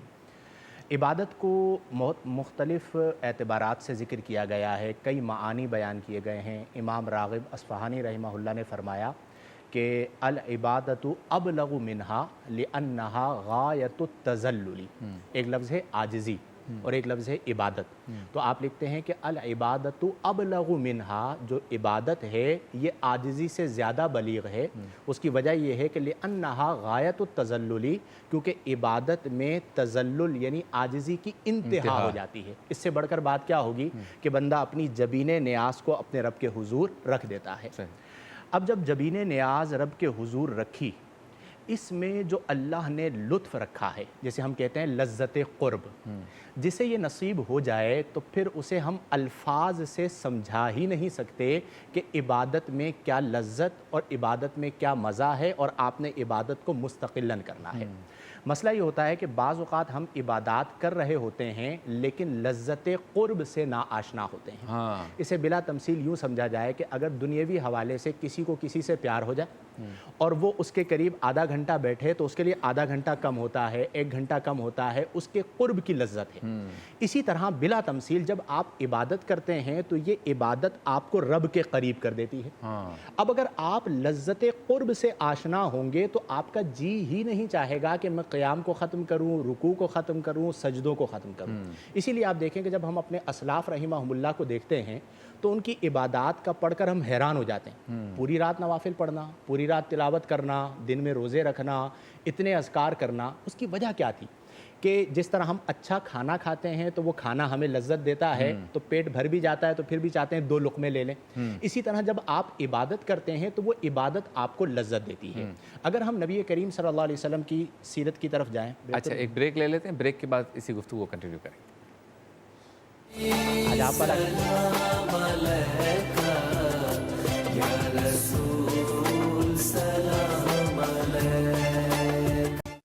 खुश आमदीद, एक बार फिर आपकी खिदमत में हाजिर है। आलिम टाइम में हम मौजूद हैं। इबादत की अहमियत, ये हमारा आज का मौजू है। वक्फे पे जाने से पहले इबादत की आदत, इस सवाल के जवाब में मुफ्ती साहब गुफ्तगू फरमा रहे थे। जी मुफ्ती साहब मुकम्मल कीजिए।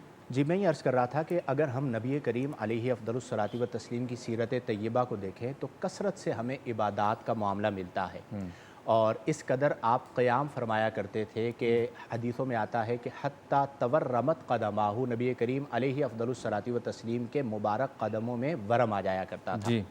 जहाँ तक ये बात है कि हम आदात इबादात कैसे बनाएं, तो इसमें पहली जो बुनियादी चीज़ है वो है नेकों की सोहबत। चूँकि सोहबत से रंग चढ़ता है। जब आप नेकों की, औलियाउल्लाह की, अच्छे बंदों की सोहबत में रहते हैं तो जो उनकी आदात होती हैं वही आप में आना शुरू हो जाती हैं। फिर इसमें अगर हम गौर करें तो वालिदैन का बहुत बड़ा किरदार है। अगर बचपन से माँ बाप अपने बच्चों को नमाजी बनाते हैं, खुद नमाज पढ़ते हैं, बच्चों को अपने साथ खड़ा करके नमाज पढ़वाते हैं तो उन बच्चों में भी नमाज के वो मुस्तकिलन आदी बन जाते हैं। सही। और जिनकी तरबियत घर से नमाज़ों की नहीं होती, बाज़ औक़ात बड़े होने के बाद वो वक्ती तौर पर किसी अच्छे बंदे से वाबस्ता होते भी हैं तो कुछ दिन के लिए नमाज शुरू की, फिर छोड़ दी, फिर शुरू की, फिर छोड़ दी, वो पक्के नमाजी नहीं बन पाते। तीसरी चीज़ ये है कि हम अपनी जो कैफियत मारिफत है उसको बढ़ाएं। जैसे हदीस में जिक्र किया गया कि अन तअबुदल्लाह का अन्ना का तराहू, जैसे एहसान कहा जाता है कि तू अल्लाह की इबादत यूं कर गोया कि तू अल्लाह को देख रहा है। यह है मुशाहदाए हक़। फ़इन लम तकुन तराहू, अगर ये तेरा तसव्वुर कायम नहीं होता तो फ़इन्नहु यराका, अल्लाह तुझे देख रहा है। यह है मुराक़बाए हक़। तो जब हम इस कैफियत को अपने दिल में उजागर कर लेंगे तो ख़ुद ब खुद आप इबादात की तरफ आ जाएंगे। और उसकी वजह ये होगी कि वो इबादात आपको लज़्ज़त, मिसाल के तौर पर आप नमाज ले लीजिए।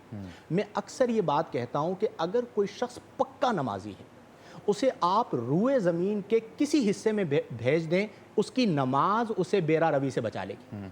اور جو شخص عادتاً نماز چھوڑنے والا ہوتا ہے وہ گناہ میں ہر حد تک بڑھ جاتا ہے. اسی لیے میرا زور اکثر اس بات پر ہوتا ہے کہ اپنے بچوں کو، اپنے شاگردوں کو، اپنے متعلقین کو نمازی پکا بنا دیں.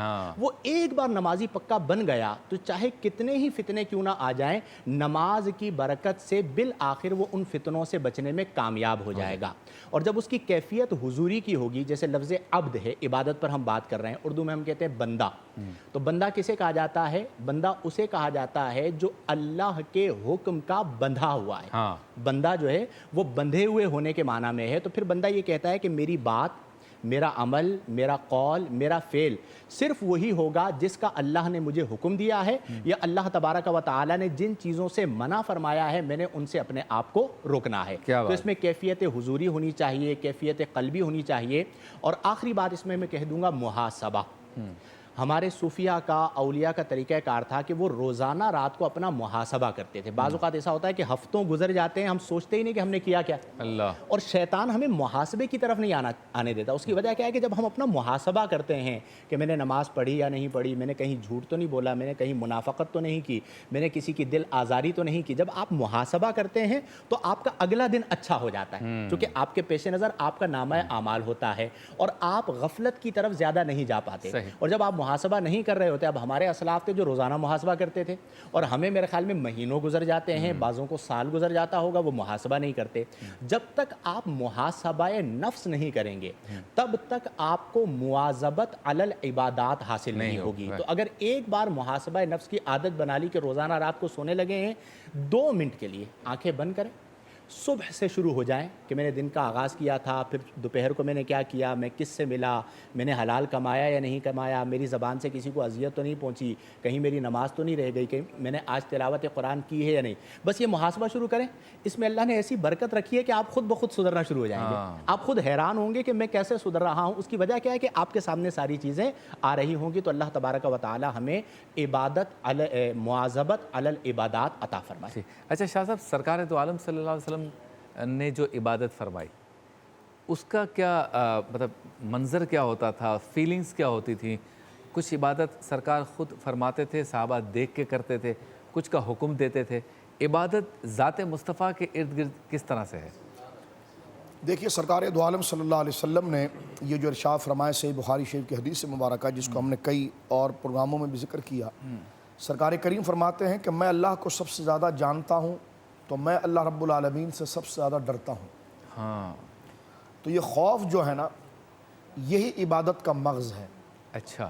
اب سرکار دو عالم صلی اللہ علیہ وسلم معصوم ہیں، اور لیکن آپ دیکھیے استغفار نبی پاک صلی اللہ علیہ وسلم کثرت کے ساتھ فرماتے ہیں کہ وہ عبادات ہے، وہ انکساری، جس طرح مفتی صاحب ذکر فرما رہے تھے، یعنی انتہائی درجے کی عاجزی کا نام عبادت ہے.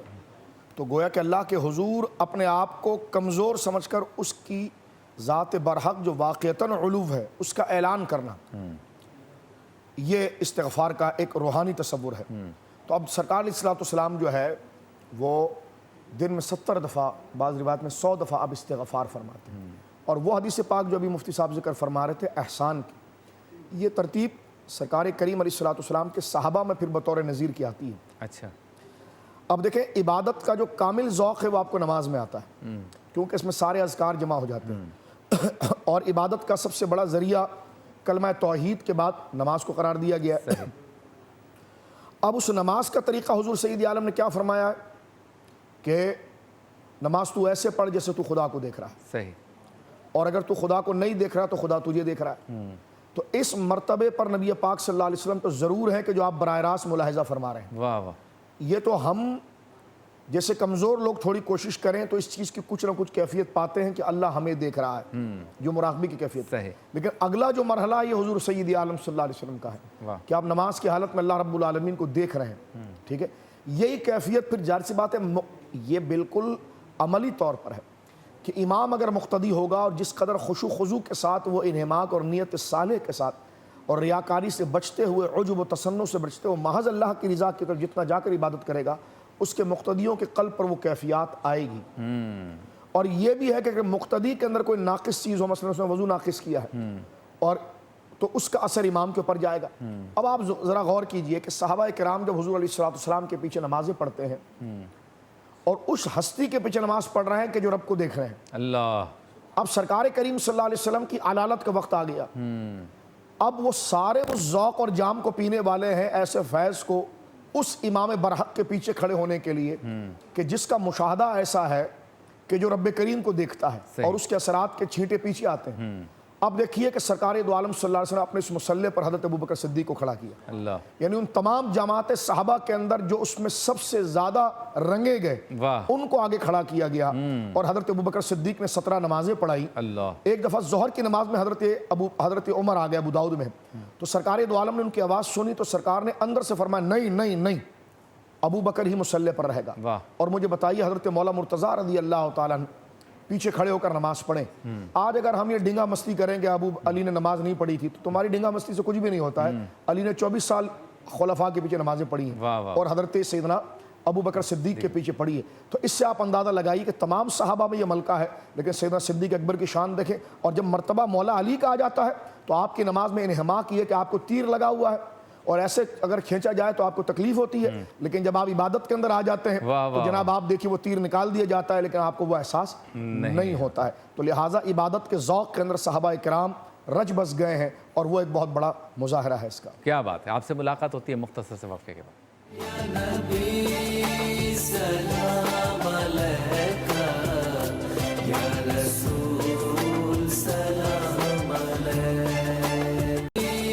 سلام علیکہ یا رسول سلام علیکہ. خوش آمدید. ایک بار پھر آپ کی خدمت میں حاضر ہیں اور لائف بوائے کا پیغام لے کر حاضر ہیں, جن کا کہنا ہے کہ جرمز اور بیکٹیریا سے اپنے ہاتھوں کو محفوظ رکھنا ہے اور اس کے لیے ضروری ہے کہ لائف بوائے کا یہ ہینڈ واش استعمال کریں اور اچھے طریقے سے اپنے ہاتھوں کو دھوئیں. بالخصوص کرونا وائرس سے پروٹیکٹ رکھنے کے لیے خود کو طبی ماہرین کا یہ کہنا ہے کہ دن میں 5 مرتبہ ہاتھوں کو صاف کرنا ہے, دھونا ہے اور پراپر دھونا ہے. اور لائف بوائے کے ہینڈ واش سے دھوئیں گے تو یہ جرمز اور بیکٹیریا سے آپ کو دور رکھے گا. عبادہ ہمارے ساتھ ہے. آج بچوں کے لیے جیسے کہ میں روزانہ کہتا ہوں کہ ان کو یہ ترغیب دینی ہے تو آج ہمارے ساتھ ہیں عبادہ, یہ ہاتھ دھو کر سکھائیں گے. چلیں جی, سب سے پہلے پانی جی پراپر, کیونکہ بچے جب کھیل کے آتے ہیں نا کھیل کود کرنے کے بعد تو وہ رسمی کارروائی کے طور پہ ہاتھ دھوتے ہیں, پراپر ہاتھ دھلوانے میں. چلیں جی, یہ ہو گیا. اب یہ لیجئے, چلیں, یعنی ہتھیلیاں اس طرح سے, دوسری ہاں ہاں واہ واہ, اور ساری انگلیاں ناخن. کیا بات ہے. اگر روزانہ بچے گھر میں یا گھر سے اپنے باہر سے جب گھر میں آئے تو اسی طرح سے پراپر ہاتھ دھو لیں. تو لائف بوائے کا یہ کہنا ہے کہ اگر ہم دن میں 4-5 مرتبہ اسی طرح سے ہاتھ دھو لیں پراپر طریقے سے تو انشاءاللہ تعالیٰ جرمز اور بیکٹیریا سے محفوظ رہیں گے. بالخصوص اس وقت جب کہ ہم کچن میں جا رہے ہوں تو ضروری ہے کہ اپنے ہاتھوں کو پراپر دھوئیں تاکہ آپ کے ہاتھوں پہ اگر کوئی جرمز یا بیکٹیریا ہوں تو وہ کھانے پینے کی چیزوں کو ٹچ نہ کریں. تو آج ہم مزیدار سحری کے سیگمنٹ میں جائیں گے. روزانہ جس طرح جاتے ہیں تو سیگمنٹ کا نام ہے مزیدار سحری.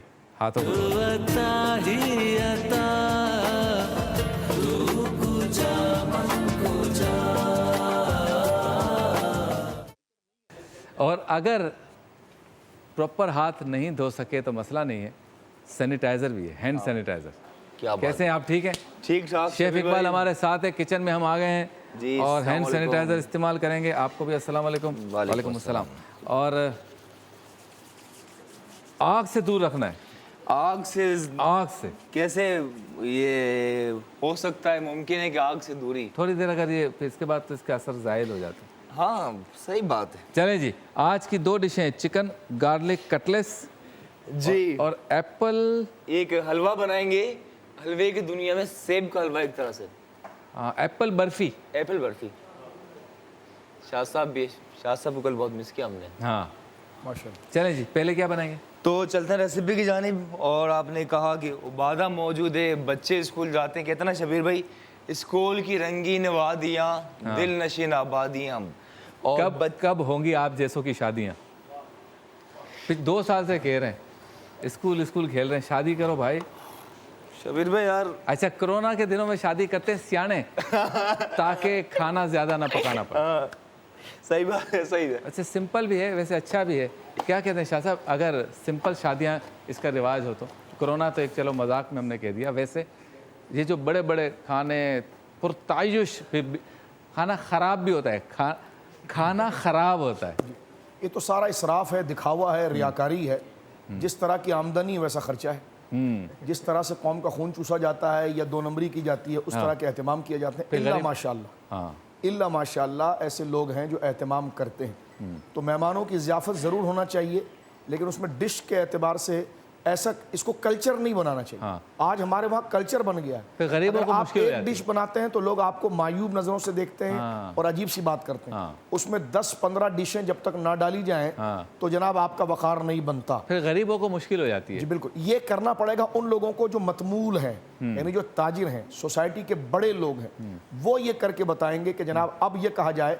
अब एक आम आदमी करे तो लोग उसको या तो कंजूस कहेंगे या समझेंगे ये गरीब है, ये है, वो है, फिर उसके बच्चों को, उसकी बेटी बच्चों को उसी नज़र से देखेंगे। लेकिन वाकई में जिसकी अमारत, जिसकी सियादत और जिसका हल्का अहबाब लोगों के जहनों में बैठा हुआ है, वो अगर इस रस्म को शुरू करेगा तो नीचे लोगों को खुद ब खुद तवानाई और ख़ुद ब खुद तक़वियत मिलेगी। बहुत खूब। चलें जी, चिकन गार्लिक कटलेट्स कैसे बनेगा? जी जी शबीर भाई, इसके लिए जैसे कि शाह साहब ने कहा कल्चर ना बनाए, तो आई थिंक ये भी कल्चर बनाना चाहिए कि हेल्दी फूड का। और गार्लिक बजाय कि आप पेस्ट बना लें, इसे चॉप कर रहे हैं, अच्छा ठीक है। और ये शबीर भाई इसके लिए, आज पेस्ट नहीं है, हाँ, इसे फाइन ताज़ा गार्लिक, छोटे छोटे टुकड़े कर दिए। हाँ, वो मोहब्बत से किए। अच्छा, इसके ये थिन 2 पीस करने हैं बिल्कुल बीच से, स्लाइस। हाँ, इसके जैसे स्टेक के लिए काटते हैं ना हाँ चिकन। स्टेक के।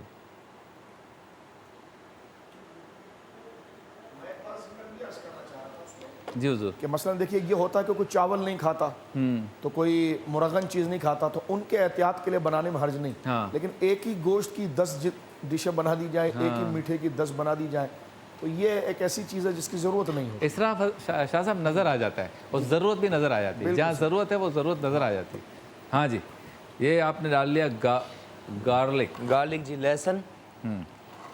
अच्छा, ये समझना कि कटलेट सिर्फ कीमे के होते हैं, ऐसा नहीं है। गोश्त के पीस भी कटलेट होते हैं, कबाब भी लोग समझते हैं सिर्फ कीमा, वो भी वैसा नहीं है ना? ठीक है। अच्छा, सबसे पहले तो ऐड कर लेते हैं नमक जिससे हुआ जायके का आगाज। हाँ साहब, आज मिर्चें कम या ज़्यादा? अच्छी होनी चाहिए मेरे ख्याल। ठीक है, सही है इतनी? और हाँ काफ़ी है मेरे ख्याल। आधा चम्मच ठीक है, हो गया। सफ़ेद मिर्च ठीक है। और मस्टर्ड पेस्ट। अच्छा हाँ। अच्छा, इसमें ये कॉन्टिनेंटल, इसमें वैसे शबीर भाई पेपरिका पाउडर डलता है, लेकिन हमने लाल मिर्च ऐड की। ज़्यादा मिर्च ना खाते हैं तो वो बिल्कुल आप पेपरिका ऐड करते हैं। पेपरिका, हाँ, पेपरिका पाउडर। इसे मिक्स करें अच्छे से क्विकली। मिक्स करने के बाद इसी के अंदर आपने 1 अदद अंडा, ठंडा ही रखना चाहिए फ्रिज के अंदर। हाँ अंडा हो ठंडा। हाँ, अंडा ठंडा, गरम अंडा जहर बन जाता है। अच्छा, साथ ही शबीर भाई इसके अंदर फ्लायर मैदा 2-3 जल्दी चम्मच। ब्रेक पे जाना है, और मिक्स करें बस। मिक्स करें। हम चलते हैं ब्रेक की जानिब। ये मिक्स होगा, वापस आएंगे, यहीं से आगाज़ दोबारा। सलाम अलैका या रसूल सलाम अलैका। खुश आमदीद। मज़ेदार सहरी में हम मौजूद हैं। क्या बन रहा है? Chicken garlic chicken cutlets. Garlic chicken cutlet. हाँ। पता नहीं क्या क्या नाम, ऐसे मुश्किल नाम, बंदे का चेहरा चेंज हो जाए हाँ, बयान करते हुए। बस क्या करें, बच्चे पसंद करते हैं, माएँ पसंद करती हैं इस तरह की। अच्छा रेसिपी ज़रा दोबारा रिपीट कर दे। शबीर भाई, ये मीट था चिकन बोनलेस, इसको हमने 1 पीस के 2 किए थे। उसके बाद नमक, लाल मिर्च, काली मिर्च, नमक, लाल मिर्च, सफ़ेद मिर्च, और साथ ही मैदा, अंडा, और ये काली मिर्च कुटी भी शामिल कर रहे हैं 1 चम्मच। ये चीज़ें ऐड करने के बाद इसे अच्छे से किया मिक्स। इसमें जो येलो कलर आया है मेरे ख्याल में उसका आया है मस्टर्ड पेस्ट। मस्टर्ड। आलिम टाइम में हमारा मौजू है इबादत की अहमियत, इस पर भी गुफ्तगू करते हैं। अच्छा मुफ्ती साहब, ज़रा इस पर रोशनी डालें कि रमज़ान मुबारक और इबादत, किस तरह से रमज़ान मुबारक में इबादत करके हम अपने बाकी 11 महीनों को इबादत से मुज़य्यन कर सकते हैं।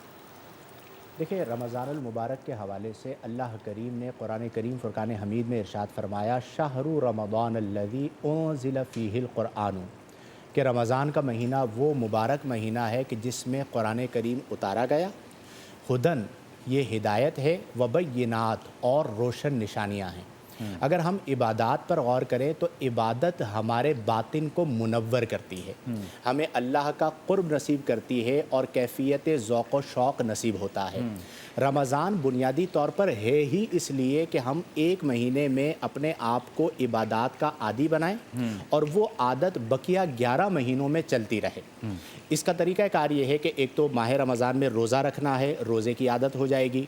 फिर क़यामुल लैल की बड़ी फ़जीलत आई। नबी करीम अलैहि अफ़ज़लुस सलाती व तस्लीम ने फ़रमाया कि मन कामा, जिसने माह रमज़ान में क़याम किया तो गुफ़िर लहू मा तक़द्दमा मिन ज़ंबिही। इस क़यामुल लैल का अजर ये है कि ये क़याम उसके साबिक़ा तमाम गुनाहों को बख्श देता है। मैं अक्सर ये बात कहता हूँ कि आप रात के किसी हिस्से में ज़्यादा नहीं 10 मिनट के लिए मुसल्ला बिछाइए और उस पर बैठकर आप अल्लाह का जिक्र कीजिए।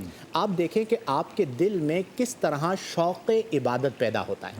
वो तन्हाई के जो लम्हात हैं और जो तन्हाई की लज्जत है, जैसे सूफिया क्या कहा जाता है, खलवत मुबारका, वो खलवत मुबारका जब आप इख्तियार करते हैं तो अल्लाह तबारक व तआला आपको उसके ज़रिए अपना क़ुर्ब नसीब करता है। और जब एक बार आप कैफियत क़ुर्ब में आ जाते हैं तो फिर जो ज़ाहिरी मशक्क़त इबादत है वो ख़त्म हो जाती है। फिर इसमें ये बात भी पेश नज़र रखनी चाहिए, जैसे माह रमज़ान में एतिकाफ़ किया जाता है, तो एतिकाफ़ का माना क्या है कि दुनिया से कट कर आप रब के करीब आ गए। तो इस तसव्वुर को मुस्तक़िलन इख्तियार करें कि हम दुनिया में हैं, लेकिन हमारा दिल जो है वो दुनिया के साथ नहीं होना चाहिए, हमारा दिल अल्लाह ताला के ज़िक्र के साथ होना चाहिए। और ये तमाम चीज़ें आपको हासिल होती हैं अल्लाह तबारक व तआला के ज़िक्र के ज़रिए। यानी 2 चीज़ें मुस्तक़िलन अपना लें। नंबर 1 अल्लाह का ज़िक्र रोज़ाना करें। नंबर 2 दुरूद पाक। अगर 2 चीज़ें आप अपना लें, आप पे नमाज मुश्किल नहीं होगी, आप पे तिलावत कुरान मुश्किल नहीं होगी। और मैं नमाजियों को अक्सर मस्जिद में ये कहता हूँ कि जब भी आप मस्जिद में इन हो तो आपका पहला काम ये होना चाहिए कि आप कुछ तिलावत कर लें। एक रुकू पढ़ सकते हैं, आप मस्जिद में आए, आपने कुरान करीम लिया, आपने एक रुकू पढ़ लिया, यानी मस्जिद में आकर तिलावत के बगैर ना जाएं। ये बेहतरीन तरीक़ा कार है अपने आप को मस्जिद के साथ जोड़ने से। इब्तिदान आप एक रुकू पढ़ेंगे, फिर वो तिलावत बढ़ती चली जाएगी, मस्जिद में रुकने का जहन बनेगा, आपको सुकून मिल रहा होगा और वो जो दिल का जंग है वो तिलावत कुरान से दूर होता चला जाएगा। बहुत खूब, ज़बरदस्त हो गया। चलें जी, कहाँ पहुँची ये? जज़ाकल्लाह। शबीर भाई उसके बाद इसे ब्रेड क्रम्स अप्लाई किया और कर रहे हैं फ्राई, और दोनों जानब से गोल्डन ब्राउन करना है। अच्छा लग रहा है। हाँ। अच्छा, डिशें बाज दिखने में बहुत अच्छी हो जाती हैं पकने के बाद। हाँ। अच्छा, ये ककम्बर थोड़ा खिला दे, दिल चाह रहा है।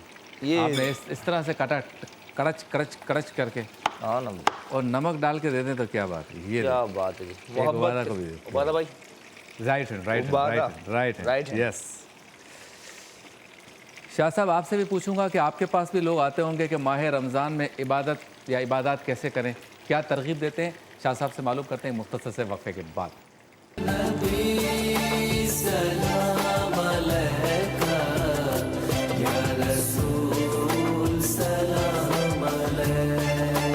Welcome back. मज़ेदार सहरी और बहुत ही ज़बरदस्त तैयार हो रही है। ये हमारे dish potato garlic chicken cutlet. या क्या हुआ हमारा गार्लिक चिकन कटलेट। अच्छा, ब्राउन हो से निकाला और ये ट्राई करवाते हैं। चलो भाई, उबादा, अगर अच्छा नहीं हो तो बता देना, और अच्छा हो तो बता देना सच्चाई के साथ। ओहो, पास हो गया आप। अच्छा जी, शाह साहब बताइए, तरगीब क्या देते हैं आप नमाजियों को, मुक्तदियों? मुफ्ती साहब ने फरमाया, देखिए ये जो ज़ाहिरी हमारी इबादत है जो फ़र्ज़ का दर्जा रखती है, अहकाम में ऊंचा दर्जा रखती है, इसकी फ़र्जियत और इसकी अदायगी, इसकी अहमियत में तो कोई कलाम ही नहीं। लेकिन जो इबादतों का ज़ौक़ आपके अंदर पैदा होता है, जो मुराक़बा पैदा होता है कि जब आप रब के सामने खड़े हैं तो आपकी रूह भी वहाँ पर मौजूद हो और आपको ये ज़ौक़ पता चल रहा हो कि आप किसकी इबादत कर रहे हैं, ये अपने जुमले जो आप कह रहे हैं किसके हुजूर कह रहे हैं, किसके हुजूर आप इतनी न्याज़मंदी कर रहे हैं कि रुकू की हालत में आपके नज़रें जो है वो आपके पंजों की जानिब है, सजदे में आप जनाब जो है कि वो अपनी नाक की तरफ और अपने नीचे चेहरे की तरफ मुंह किए हुए इनकिसारी के अंदर, क़याम के अंदर आप सजदे की जगह पर देख रहे हैं। تو انتہائی درجے کے انہماک کی کیفیت کیوں ہے؟ اصل بات یہی جو مفتی صاحب فرما رہے تھے، یہ بڑی مؤثر ہے کہ بندہ رات میں خلوت میں کچھ عبادت کا وقت نکالے.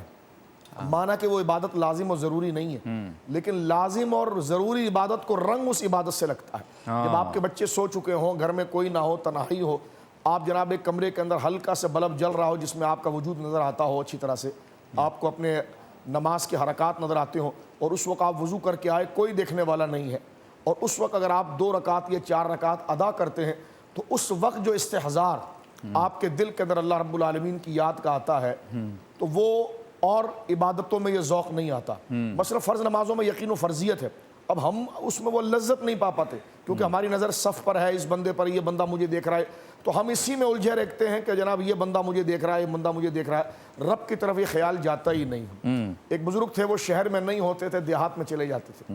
کسی نے ان سے کہا کہ آپ دیہات میں کیوں رہتے ہیں؟ فرمایا یہاں پر تکلفات نہیں ہیں اور لوگ بھی مجھے کم جانتے ہیں. تمہارے شہر میں آتا ہوں تو مجھے اپنے کپڑے میرے پریس ہوئے کہ نہیں ہوئے یہ خیال ہوتا ہے، دامن میں دبا ہے کہ نہیں خیال ہوتا ہے، محفل میں یہ بات بولوں گا تو یہ کیا سمجھے گا. تو سارا لوگوں کے لیے یہ ہوتا ہے. پھر میں دن میں سوچتا ہوں میں نے اللہ کے لیے کب کوئی بات کی ہے. تو کہا جب میں دیہات کے اندر رہتا ہوں تو لوگ مجھے ایسی کم جانتے ہیں، وہاں سادگی تکلفات نہیں ہے. تو جب تکلفات نہیں ہے تو یہ اہتمامات نہیں ہے، تو جب یہ اہتمامات نہیں ہے تو صرف مجھے ربی یاد رہتا ہے. تو رات کی عبادت، خلوت کی عبادت جو ہے، اس میں وقت نکال کر 2 رکعت بھی اگر آپ پڑھیں تو وہ استحضار. جس وقت آپ یہ سمجھ لینا کہ مجھے کوئی نہیں دیکھ رہا تو اس وقت آپ کا ذہن بن جائے گا مجھے اللہ دیکھ رہا ہے. واہ واہ. یہ کہ تہجد کی نماز ہم پڑھ رہے ہیں، کھڑکی کھلی رکھیے تاکہ پڑھنا چلے کہ حضرت نماز پڑھ رہے ہیں، اور وہ یہاں سے جناب نماز پڑھ رہے ہیں، تو وہ تہجد جو آپ نے ساری ریاکاری کی نظر کر دی ہے. تو یہ کہ جتنی خلوت کی عبادت ہوگی وہ آپ کی فرض اور لازم ضروری عبادتوں کے اندر چاشنی ذکر الہی کی پیدا کھڑکی کھلی ہو تو ایک ہی ہو بس اللہ رب العالمین کی رحمت کی. اللہ اب دیکھیں ایک عبداللہ بن زبیر کا واقعہ ہے. حضرت سیدنا صدیق اکبر کے یہ نواسے ہیں، حضرت عبداللہ بن زبیر، جو کربلا میں پھر حضرت مولا حسین کے بعد جنہوں نے آگے سلسلے کو لے کر چل. علامہ ابن کثیر نے لکھا کہ گھر ان کا حجرہ چھوٹا تھا، یہ نماز پڑھ رہے تھے. انہماک، مجھے اور آپ کو سے ہدایت لینی چاہیے. خشوع خضوع، انہماک، کانسنٹریٹ ایسے ہیں اپنے موضوع کے اوپر کہ چھت سے سانپ گرا اور بچے کے اوپر لپٹ گیا، گھر میں گہرام مچ گیا. جب آپ نماز سے فارغ ہوئے تو بیگم کو جب آپ نے ایسے حال میں دیکھا کہ وہ پریشان ہوئے کہ تمہارے ساتھ یہ کیا ہے؟ کہا آپ کو تم کو کچھ نہیں پتا چلا؟ کہا کیا ہوا، کیا حالت؟ تو کہا آپ کے ساتھ جو بچہ سو رہا تھا چھت سے سانپ گر کر اس پر لپٹ گیا، ہم نے لوگوں کو پکارا، یہ ہوا. انہوں نے کہا مجھے تو کچھ بھی نہیں پتا چلا کہ کیا ہوا. یعنی یہ انہماک کی وہ فضا ہے جس سے سرکار مولا کائنات مولا مرتضیٰ کو جب تیر لگا، میں نے عرض کیا تھا، تو جب ان کو کھینچا جاتا تو سرکار مولا مرتضیٰ کو تکلیف ہوتی اور کہا یہ تو زہر آلود ہے، یہ نکلے بغیر آپ کی جان کے لیے نقصان ہے. تو فرمایا جب میں نماز پڑھ رہا ہوں تو اس وقت کیفیت کرنا. جب آپ نے نماز شروع فرمائی تو وہ تیر بڑے کھینچ کر نکال لیا گیا، اور نماز کے بعد آپ نے دیکھا کہ کیا وہ نکل گیا؟ انہوں نے کہا نکل گیا. نہ کوئی درد تھا، نہ کوئی تکلیف تھی. یہ توجہ انہماک اللہ رب العالمین کی طرف ہے، اور ظاہر سی بات ہے جن کی خلوتیں روشن ہیں ان کی ہر نماز روشن ہے. کیا بات ہے، سبحان اللہ. چلتے ہیں اس سیگمنٹ کی طرف جس میں اسی طرح کی روزانہ ہم کوئی نہ کوئی کام کی بات کرتے ہیں. تو سیگمنٹ کا نام ہے کام کی بات. مجھ سے 100 لاکھ تو کافی ہے اشارہ تیرا. تو پہلے ہم شکریہ ادا کریں گے جے ڈاٹ کا جو ہمارے لیے ملبوسات بھیجتے ہیں. آپ بھی اپنے عید کو دیدہ زیب بنائیے اور جے ڈاٹ کی ملبوسات کو استعمال کیجیے. اور چلتے ہیں کام کی بات کی جانب، اور کام کی بات ہے آج پڑوسیوں کے ساتھ اچھا برتاؤ، اچھا سلوک کرنا. جو آپ کے دائیں بائیں آس پاس رہتے ہیں ان کے ساتھ سلوک کرنے کی، اچھے سلوک کرنے کی، اچھے برتاؤ کی کتنی اہمیت ہے. ہم عموماً اس کو نظر انداز کر دیتے ہیں، لیکن اصل بات کیا ہے کہ اپنے پڑوسیوں کے ساتھ اچھا برتاؤ کرنا اور ان کے حقوق کو ادا کرنا بھی جنت میں لے جانے والے اعمال میں سے ایک عمل ہے. اور بعض نے اسے لکھا ہے کہ بہشت میں پہنچانے والی ایک سڑک نہیں ہے یہ، بلکہ پوری شاہراہ ہے. پڑوسیوں کے حقوق ادا کرنا، اچھا برتاؤ کرنا جنت کی طرف لے جانے والی ایک شاہراہ ہے. اور خصوصاً اس میں ایک حدیث بہت زیادہ سنی جاتی ہے، پڑھی جاتی ہے کہ حضرت ابو ہریرہ رضی اللہ تعالیٰ عنہ نے کہا کہ کسی نے سرکار دو عالم صلی اللہ علیہ وسلم سے پوچھا یا کہا کہ فلانی عورت رات بھر نماز میں کھڑی رہتی ہے اور دن بھر روزہ رکھتی ہے اور قسم قسم کی نیکیاں کرتی ہے، صدقات بھی دیتی ہے، مگر اس کے پڑوسی اس سے خوش نہیں ہیں کیونکہ اس کی زبان سے اس کے پڑوسیوں کو ایذا پہنچتی ہے. تو سرکار نے فرمایا اس عورت میں کوئی بھلائی نہیں وہ جہنم میں جائے گی۔ اور کسی نے کہا فلانی عورت صرف فرض نمازوں کو پڑھتی ہے لیکن اس کے اطراف میں رہنے والے سارے پڑوسی اس کے حسن اخلاق سے بہت ہی سکون میں ہیں، اچھے برتاؤ کی وجہ سے وہ تعریف کرتے ہیں، اچھے برتاؤ کی وجہ سے ان کو کوئی تکلیف نہیں ہے بلکہ وہ تکالیف میں اپنے پڑوسیوں کے کام آتی ہے۔ تو سرکار نے فرمایا یہ عورت صرف فرض نمازیں پڑھ کر یہ عمل کرتی ہے، یہ جنتی ہے۔ باقی بات نہیں کروں گا، اتنی ہی بات کروں گا، وقت کم ہے، کہ یہ نیکی یا یہ بات یا یہ حقوق اتنے زیادہ اہم ہیں کہ بعض روایتوں میں آیا کہ ہو سکتا تھا ان باتوں کو سن کے، پڑوسیوں کے حقوق کو سن کے یہ شائبہ مل رہا تھا کہ ہو سکتا تھا کہ شریعت پڑوسیوں کو وراثت میں بھی حصہ دے دے۔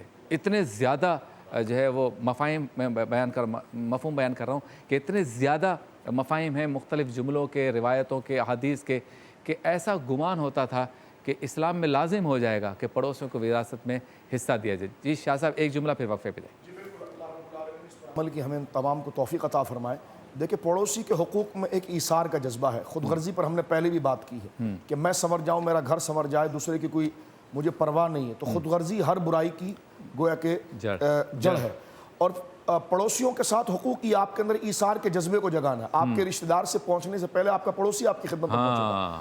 آج چلو ایسا زیادہ ہو گیا ہے کہ اللہ کے فضل سے کہ اب کھانا بھیجنا، یہ بھیجنا، اگر یہ نہیں بھی ہے تو کم سے کم یہ رویہ اختیار کیا جائے، جو ایک محلے میں باہم پڑوسیوں کے بچے رہتے ہیں تو کم سے کم ان بچوں کے ساتھ ہی محبت اور اپنے بچوں کی طرح ان کو سمجھ کر ان کی اخلاقی گویا کہ تربیت، اور جو آپ اپنے گھر کے دروازے کے سامنے جن چیزوں کو پسند نہیں کرتے ہیں تو ایسی چیز آپ اپنے پڑوسی کو نہ دیکھیں کہ آپ پڑوسی کے گھر کو نظر اٹھا کے دیکھ رہے ہوں اور آپ اس چیز کو پسند نہیں کرتے کہ جناب آپ کے گھر کی طرف کوئی نظر اٹھا کے دیکھے، تو کم سے کم کسی کو ضرر اور تکلیف دینے کا باعث نہ بنے۔ صحیح۔ تو پڑوسیوں کے ساتھ، ان کے بچوں کے ساتھ محبت کرنی ہے، تعلق کو جوڑنا ہے۔ وہ تعلق ایسا نہ ہو کہ بچے آپس میں پب جی کھیل رہے ہوں۔ ملاقات ہوتی ہے مختصر سے وقفے کے بعد۔ نبی سلام علیکہ یا رسول سلام علیکہ، سلام علیکہ یا رسول سلام علیکہ۔ سیگمنٹ کا نام ہے ورفعنا لک ذکرک۔ یا خدا تجھ سے میری دعا ہے۔ ہمارے ساتھ موجود ہیں احمد شاہ صاحب، جی کلام پیش کریں۔ صلی علی نبینا، صلی علی محمد، صلی علی شفیعنا، صلی علی محمد۔ پل سے اتارو راہ گزر کو خبر نہ ہو، پل سے اتارو راہ گزر کو خبر نہ ہو، جبریل پر بچھائے تو پر کو خبر نہ ہو، پل سے اتارو راہ گزر کو خبر نہ ہو، جبریل پر بچھائے تو پر کو خبر نہ ہو، جبریل پر بچھائے تو پر کو خبر نہ ہو، کاٹا میرے جگر سے غم روزگار کا،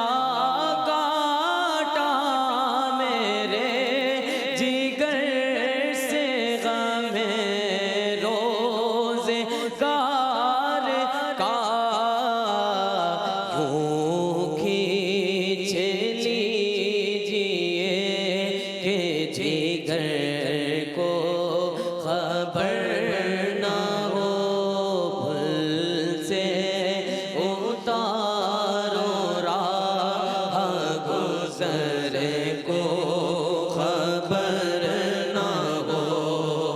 मौला ऐसा घुमा दे उनकी विला में, खुदा में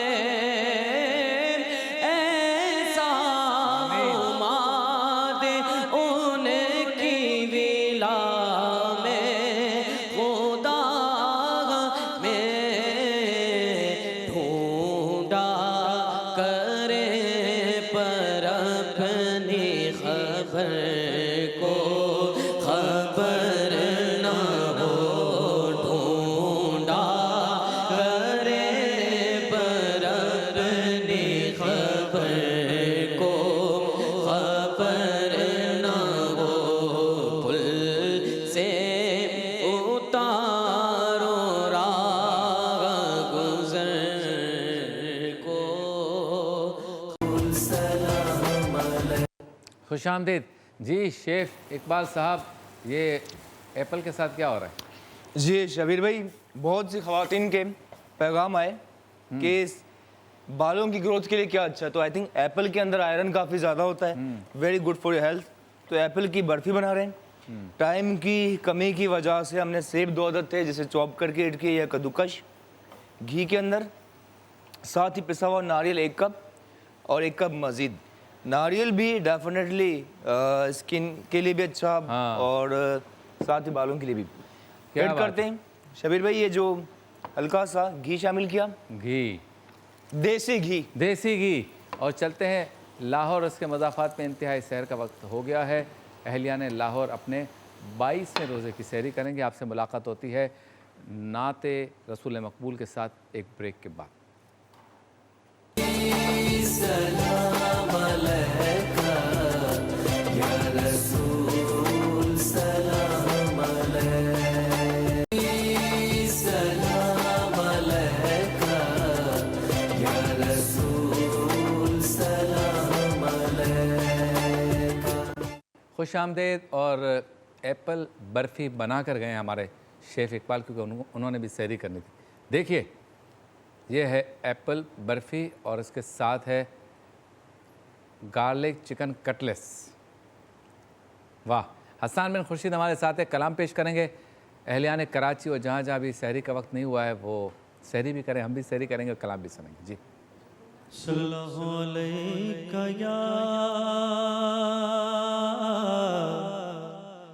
या रसूल अल्लाह,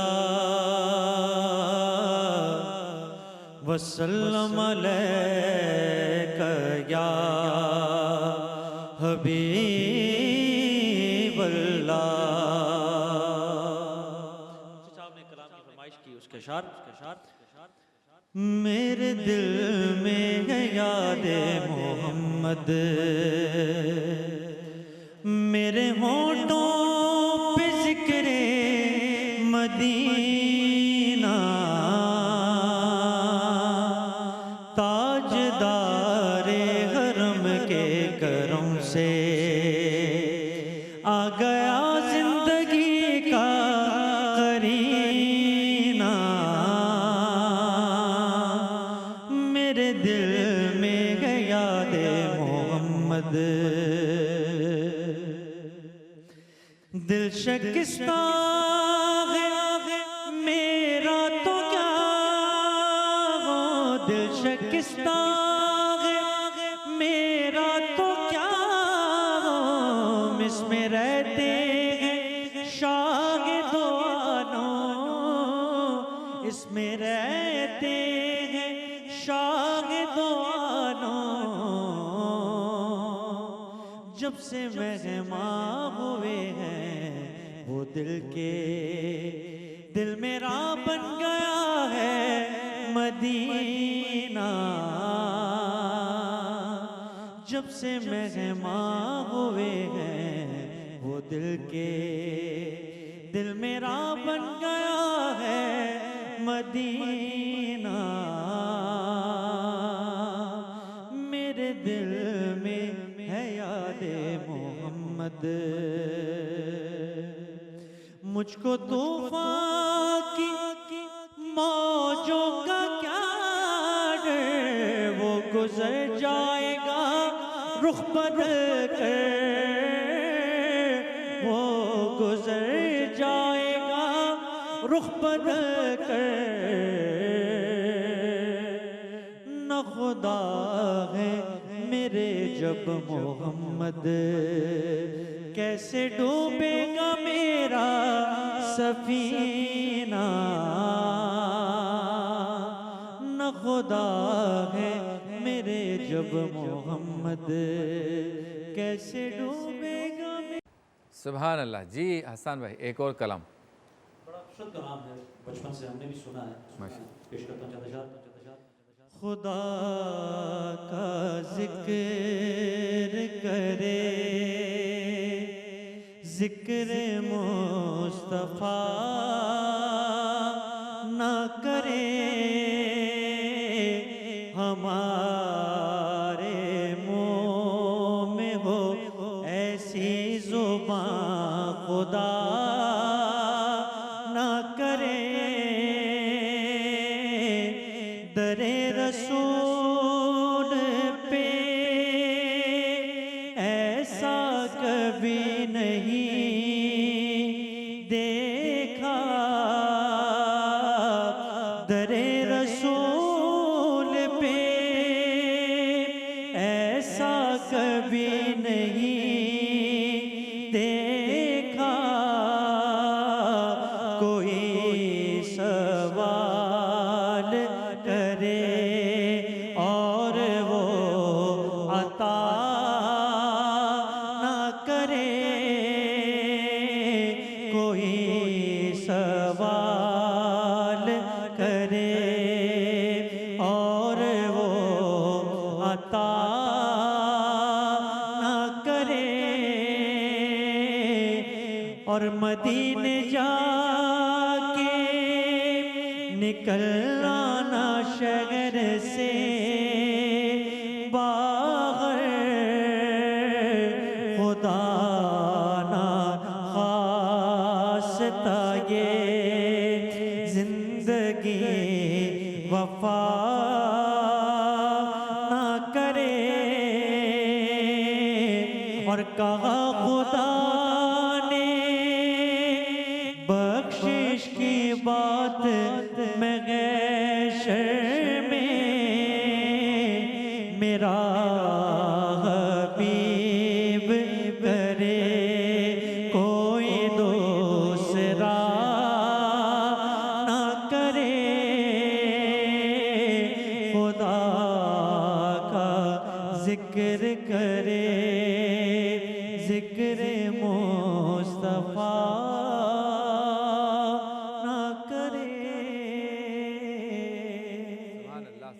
سوال آپ کی اسکرین پر ہے وہ کون سے صحابی رسول ہیں جو ہجرت مدینہ یعنی مدینہ منورہ کی طرف ہجرت کرتے وقت سرکار دو عالم صلی اللہ علیہ وسلم کے ساتھ غار ثور میں تھے. صحیح جواب دینے والے کو ملے گا ایم فار مریم کا گفٹ ہیمپر. آپ کے پاس مائک ہے؟ آپ کے پاس ماشاء رونق زندگی آپ ہیں رونق زندگی آپ ہیں رونق زندگی آپ ہیں میری ساری خوشی آپ ہیں میری ساری خوشی آپ ہیں میرے دامن میں زہرا کی خیرات ہے میرے دامن میں زہرا کی خیرات ہے کیوں مجھے کو کمی آپ ہیں کیوں مجھے کو کمی، آپ ہیں آپ ہیں شاہ خیبر شکن شامل پنجتن، شاہ خیبر شکن شامل پنجتن، یا علی یا علی آپ ہیں آپ ہیں، یا علی یا علی آپ ہیں آپ ہیں۔ سلام علیکہ یا رسول سلام علیکہ۔ خوش آمدید، چلتے ہیں اس سیگمنٹ کی جانب جس میں روحانیت پہ گفتگو ہوتی ہے، وظائف پہ گفتگو ہوتی ہے۔ سیگمنٹ کا نام ہے روحانی گلدستہ۔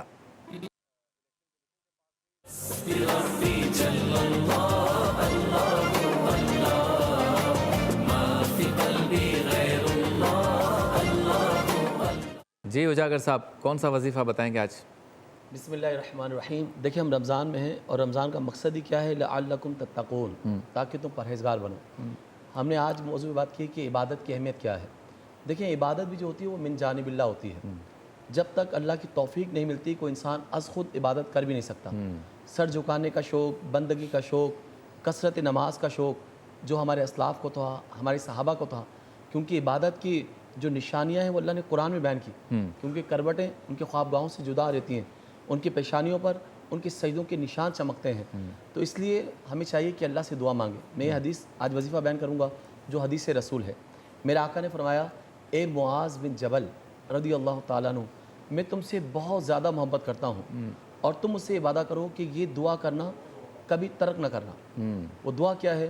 اللہم انی علی ذکرک و شکرک و حسن عبادتک، اللہم انی علی ذکرک و شکرک و حسن عبادتک، اے اللہ میری مدد فرما تاکہ میں تیرا ذکر کروں، تیرا شکر کروں اور اچھی عبادات پر میری مدد فرما۔ سبحان اللہ، کیا بات۔ پتہ چلا کہ انسان کو چاہیے اگر چاہتا ہے کہ عبادت کی شاہراہ پر آ جائے اور اس کا دل جو ہے وہ لذت قرب خداوندی سے آشنا ہو جائے تو وہ یہ دعا بار بار کرے انشاءاللہ۔ میرا بھی یہ وظیفہ ہے اور حدیث میں آتا ہے کہ میرے آقا ہر نماز کے بعد یہ دعا پڑھتے ہیں۔ سبحان تو اللہ۔ سنت رسول ہے، انشاءاللہ دعا پڑھنے سے عبادت کا ذوق و شوق پیدا ہوگا انشاءاللہ۔ کلام۔ دو عالم کے والی سارے نبی تیرے در کے سوالی، شاہ مدینہ شاہ مدینہ شاہ مدینہ شاہ مدینہ، اللہم صلی علی سیدنا محمد، اللہم صلی علی سیدنا محمد، تیرے لیے یہ دنیا سجی ہے، نیلے فلک کی چادر تنی ہے، نیلے فلک کی چادر تنی ہے، تو اگر نہ ہوتا، تو اگر نہ ہوتا، دنیا تھی خالی، سارے نبی تیرے در کے سوالی، شاہ مدینہ شاہ مدینہ۔ اللہ اکبر اللہ اکبر، اللہ اکبر، اللہ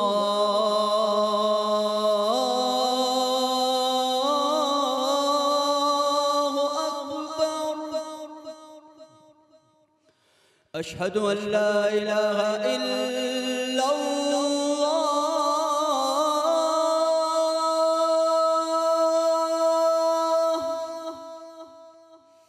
اشہد ان لا الہ الا اللہ،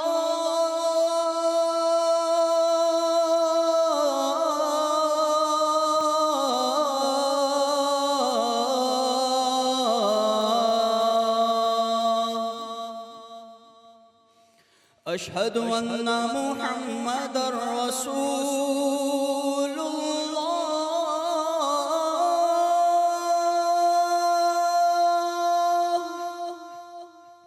أشهد أن محمد رسول الله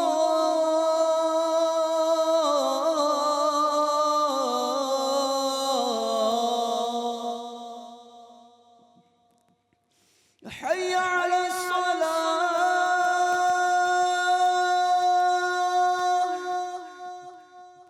حي على الصلاة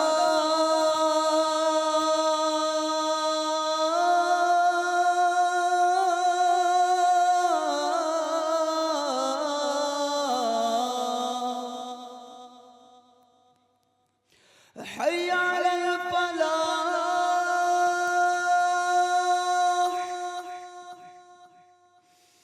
حي على الفلاح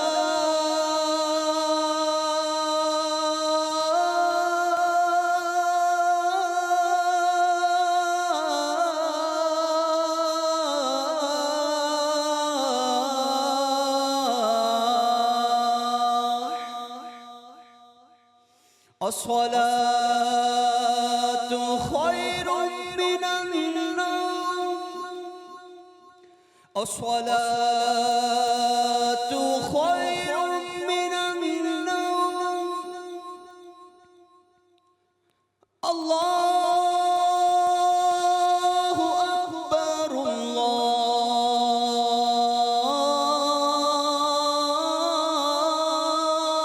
أكبر لا إله إلا الله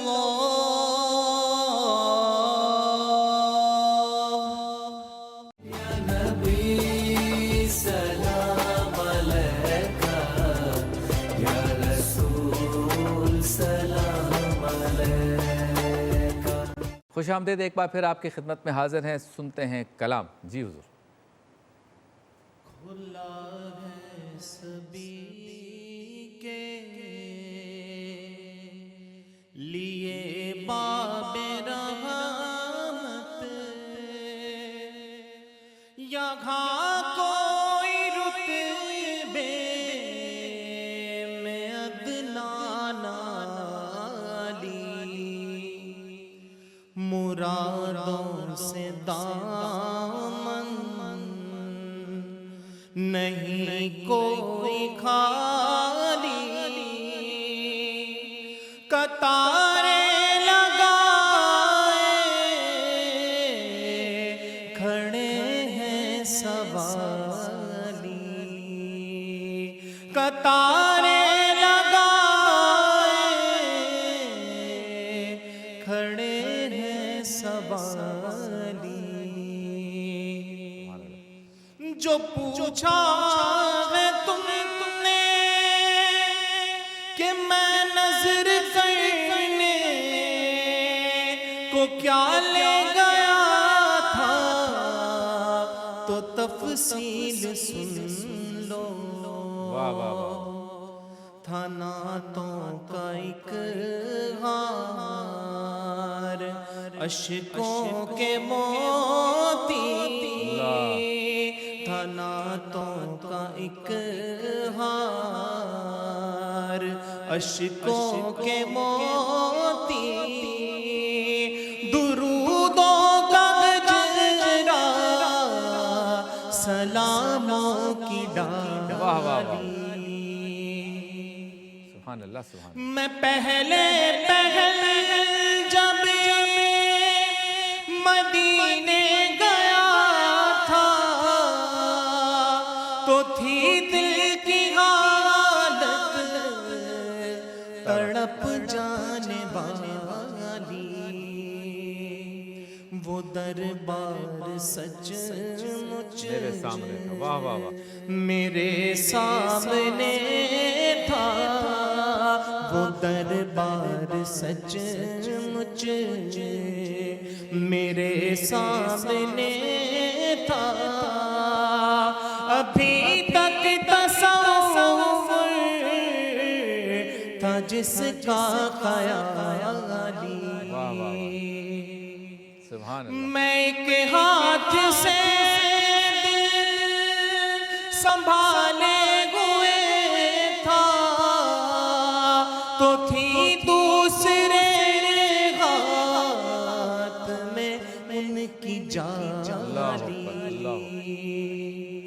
دعا کے لیے ہاتھ اٹھتے تو کیسے دعا کے لیے ہاتھ اٹھتے تو کیسے نہ یہ ہاتھ خالی نہ وہ ہاتھ خالی